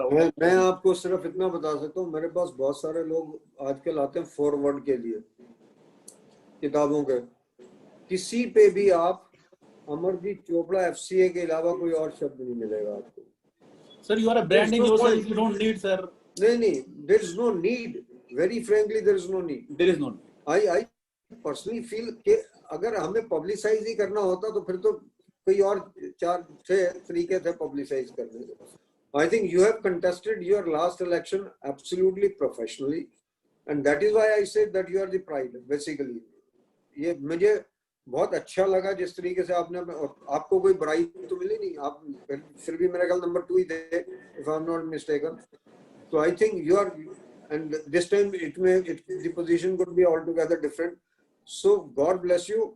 पर मेरा अपना मानना ये है कि कुछ इथिक्स के ऊपर हमारा जोर रहना चाहिए इलेक्टेड रिप्रेजेंटेटिव्स का भी. वो बहुत जरूरी है. I fully agree and I'll surely take care whenever this comes into discussion. और सर ये जो सीए फर्म फिल्म्स में आती थी मैंने भी देखा बट कभी मैंने ऑब्जर्व नहीं किया. I'll ask this question in the ESB if it is allowed because अभी recently जो अलाउ किया है कुछ काउंसिल मेंबर्स की फर्म्स का भी नाम आता है, ये भी आपको बता दूंगा. अच्छा, so I'll take care when it is coming because अब पहले ना प्रेजेंटेशन के अंदर भी फर्म नेम अलाउड नहीं था, अब अलाउ कर दिया because to create a level playing field and that's why it was discussed कि जो ये नेशनल प्रोग्राम्स इंटरनेशनल प्रोग्राम्स के अंदर क्या होता था, ये जो बिग फर्म्स हैं टू बी वेरी फ्रैंक वो कोई ना कोई वाया मीडिया निकाल के अपना एडवर्टाइजमेंट कर लेती थी. तो उनका ठीक है भाई, अगर स्मॉलर फर्म्स हैं, अगर मान लीजिए आज नेशनल कॉन्फ्रेंस सूरत में हो रहा है या सब बहुत सारी सिटीज में होता है तो वहाँ की जो लोकल फर्म है उसको भी स्टॉल लगाना अलाउ कर दें. नहीं वहाँ तो ठीक है क्योंकि you are amongst your own peers basically. आप चार्टर्ड अकाउंटेंट्स के और प्रोफेशनल्स के बीच हैं, परंतु आप एक जनरल पब्लिक के बीच में हैं तो वहाँ पे एडवर्टाइजमेंट अलाउड होना चाहिए या नहीं होना चाहिए. नहीं वहाँ सर मेरे ख्याल से सर वहाँ पे भी अलाउड नहीं है अभी शायद. अगर है तो मैं चेक कर लूंगा सर. मैं चेक वो है वहाँ पे वो किया हुआ है ना, यही तो चक्कर है, यही मैं बता रहा हूँ. क्योंकि मैं तो आजकल क्योंकि खाली आदमी है बुढ़ापे में, अगर नेटफ्लिक्स पे पिक्चर देखते हैं सीरियल देखते हैं तो उसमें नाम पढ़ते हैं तो बड़ा अच्छा लगता. और सर ये communication with the past auditor I also agree. This is one of the, मैं तो सर मेरे को तो अभी कुछ महीने ही हुए हैं डीसी के अंदर आए हुए, तो yes most of the cases और वो छूट जाते हैं बट जो मेरे पास इंफॉर्मेशन है कि they are working in the times to come to make it something aligned with the UDIN कि अगर वो यूडिन से कुछ उसको कलेक्ट कर देंगे तो फिर आगे पीछे जो है ये पास्ट कम्युनिकेशन वाली कहानी भी शायद हो जाए. अब चल रहा है, बिल्कुल स्टार्टिंग के प्रोसेस में है. so let us see how that is developed so that this thing can be done away with. ये हो जाएगा. बट ये सर जो आपने ऐसे 250 का बताया फ्रेंड्स यहाँ पे yes we need to restudy that SA 250 and सी कि हम जो अभी ऑडिट कर रहे हैं, जो अभी करने भी वाले हैं, मैं ये मानता हूँ कि जब भी हम ऑडिट कर रहे हैं always there is a scope of improvement. तो लेट अस सी ऐसे 250 रीड दैट, कभी एक सेशन उस पर रखते हैं दोबारा और उसके ऊपर हम जो अगर कंप्लायंस नहीं कर रहे हैं तो let us start doing. Or I always believe that we can improve our auditing because we are currently the only profession which is allowed to do an audit of a financial statement and we need to improve. So ये आपने sir बहुत अच्छा बताया ये 250 वाला which I doubt कि our members are following it. Sir बहुत सारे आपने मेरे को inputs भी दिए, really obliged for that. I'll surely Thank you very much sir. Thank you. हमारे मेंबर्स के किसी के कोई भी क्वेश्चन होगी तो मैं I'm willing to answer that out. Sir, with your permission, yeah. ये जो 15% फीस वाला जो मैटर है सर, तो अभी की पोजीशन में as to my understanding अभी PIE की तो बात नहीं है, अभी तो सभी पे एप्लीकेबल है. अभी तो पेंडिंग हो गया, अभी हाँ पेंडिंग है, पर अभी जो पोजीशन है उसमें तो PIE का डिस्टिंक्शन नहीं था. PIE की पोजीशन नहीं आ रही थी, आप चिंता मत करिए, डोंट वरी अबाउट इट. हाँ, और उसमें एक और मैटर भी है कि वो post or pre quality review को मैंडेटेड कर रहे हैं, आइदर पोस्ट और प्री. केवल डिस्क्लोजर की बात उसमें नहीं है. That has to be either post quality control review और pre quality control review in 3rd or 4th year, and that too with the consent of the client. समझा नहीं मैं बात आपकी. सर जो सेफगार्ड सजेस्टेड है उसमें post and pre, either post quality review और pre quality review with the consent of the client करना जरूरी है. अगर वो उसके लिए कंसेंट नहीं करता है तो the audit I think in that situation in my view can not be carried, अगर उसको एज इट इज प्रोविजन वो एप्लीकेबल होता है तो। Anyway, that's since it has been kept in abeyance, so I am not commenting upon that at all. वो जब नया आएगा तब देखेंगे। अभी किसी बारे में भी चर्चा करने का कोई औचित्य नहीं, क्योंकि ये सारा इसका स्वरूप ही बदल जाएगा मनमोहन जी, ये मैं आपको बता सकता हूँ।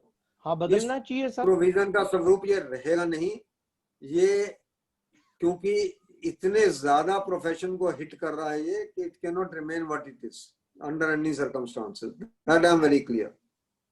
इसीलिए इसको डेफर किया गया ताकि इस पे वापस प्रॉपर डिस्कशन होके और अमेंडेड प्रोविजन से ही आएगा सर। और एक्चुअली दूसरा ये है कि ये वॉल्यूम 2 का पार्ट है, टू बी वेरी ऑनेस्ट, और वॉल्यूम 2 में अभी चेंजेस आपने की नहीं है। वॉल्यूम 2 में जब चेंजेस होंगी तो मतलब कि होल हॉग होंगी। ये एक चेंज आ रही थी सिर्फ वॉल्यूम 2 से निकल कर, तो वॉल्यूम 2 को इसीलिए एक ही गो में करना चाहिए, सारे के सारे को रिव्यू, और फिर जो चेंज आएगी वो देखी जाएगी, उसमें कोई दिक्कत नहीं है। हाँ जी। प्रमोद जी, जो चोपड़ा जी ने मैटर उठाया स्पॉन्सरशिप वाली, मैंने ना कई इंडस्ट्री एसोसिएशंस के इवेंट्स देखे हैं, टेक्नीशियन इवेंट्स वगैरह, जहाँ की सीए फॉर्म्स की स्पॉन्सरशिप लगी रहती है उनके बैनर पे, बैकग्राउंड बैनर्स वगैरह के ऊपर में। Is it really allowed, and if allowed, should be allowed then? नहीं allowed। But ये बैनर्स में रहते हैं नाम उनके, वगैरह फर्म का नाम, चार्टर्ड अकाउंटेंट लिखे हुए रहते हैं। वो 3-4 फर्म्स ही हैं, ये भी आपको बता दूं, एक तो कलकत्ता की है, इतना भी बता सकता हूँ आपको। चोपड़ा साहब, ये अनफॉर्चुनेट है, सर मैं दिल्ली की फर्म्स में बात करो, दिल्ली फर्म्स में नाम देखे हैं। वो ये अनफॉर्चुनेट है, मैंने कहा 3-4 फर्म्स ही है, उसमें से एक कलकत्ता की है। अनफॉर्चुनेट है पर है, ये बता सकता हूँ, होना नहीं चाहिए। रमन जी, अगर ऐसा कुछ भी है ना तो इट शुड बी ब्रॉट, और मैंने देखा है, देखो मैंने अभी बहुत, हाँ, तो ऐसे मैंने केसेस में, हमने ऐसे केसेस में मैंने देखा है कि जब जाता है तो institute has started the action, थोड़ा टाइम लग जाता है, but yes institute has already started actions on all such. जैसे कई बार हम देखते हैं ना कि सीए अपना एडवर्टाइजमेंट कर रहा है रिक्शे के पीछे, ये सब कुछ, ये हमारे पास जब आता है तो we just take it over and give it to the related committee, related person who is taking action. थोड़ा टाइम लगेगा एक्शन लेने में, क्योंकि चोपड़ा सर को पता है कि वो एक प्रोसेस से निकलता है, जब वो बीओडी के पास जाएगा वो सारा कुछ, बट यस प्रोसेस स्टार्ट हो जाता है रमन भाई। No thank you. दूसरा एक सर इशू में आपके नोटिस में लाना चाह रहा था, ये जो नोक्लार वाले क्लोज में बहुत सारे ऐसे डिस्प्यूट पड़ सकते हैं कि जहां पर नॉन कंप्लायंस है लेकिन वो फाइनेंशियल से रिलेटेड है नहीं, and that may be A disputed और इंटरप्रिटेशनल इशू मैटर, और अथॉरिटी विल ऑलवेज क्लेम कि ये एक नॉन कंप्लायंस है and client will always claim कि ये नॉन कंप्लायंस नहीं है। ऐसे सिचुएशन में matter will go into litigation. बाद में क्या फेट डिसाइड होगा, अगर क्लाइंट सीए ने रिपोर्ट कर दिया तो अगेन वो डिफामेशन वाली सिचुएशन, और नहीं रिपोर्ट किया तो कोड ऑफ एथिक वाली सिचुएशन। इसकी कोई बैलेंसिंग होनी चाहिए sir.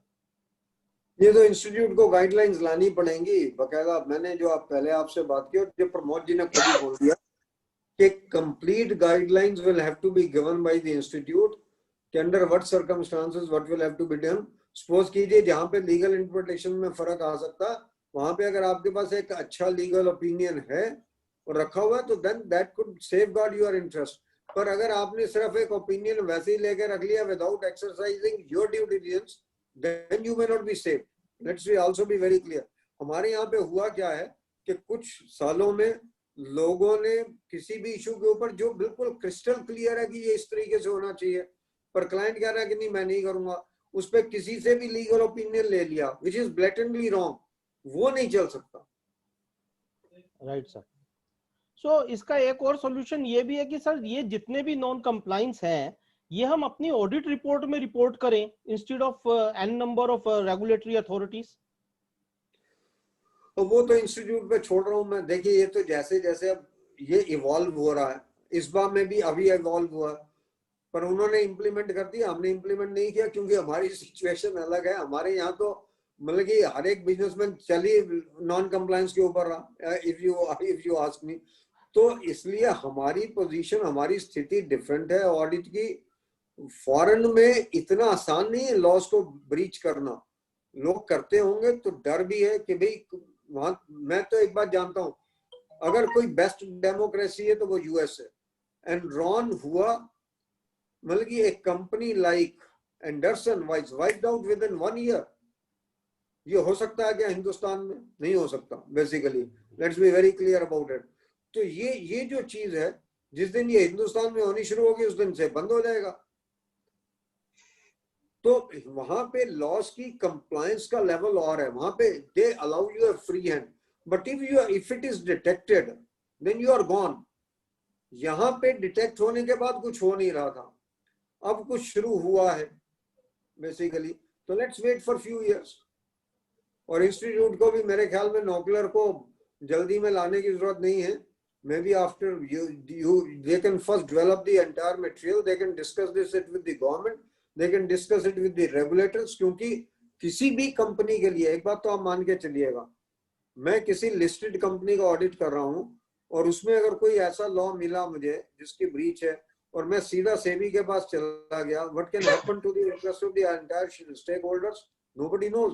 I think we need to discuss it out with the various regulators, with the government, with the chambers, and then implement it, not before that.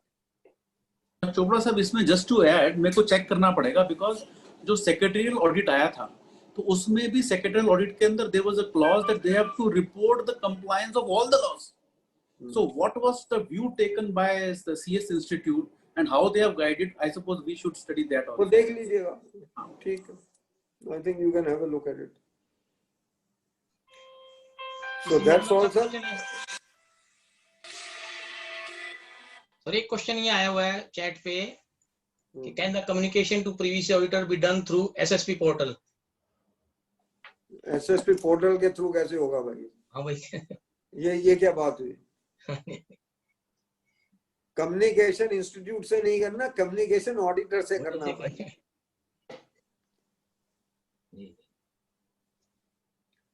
चलिए, Any other questions?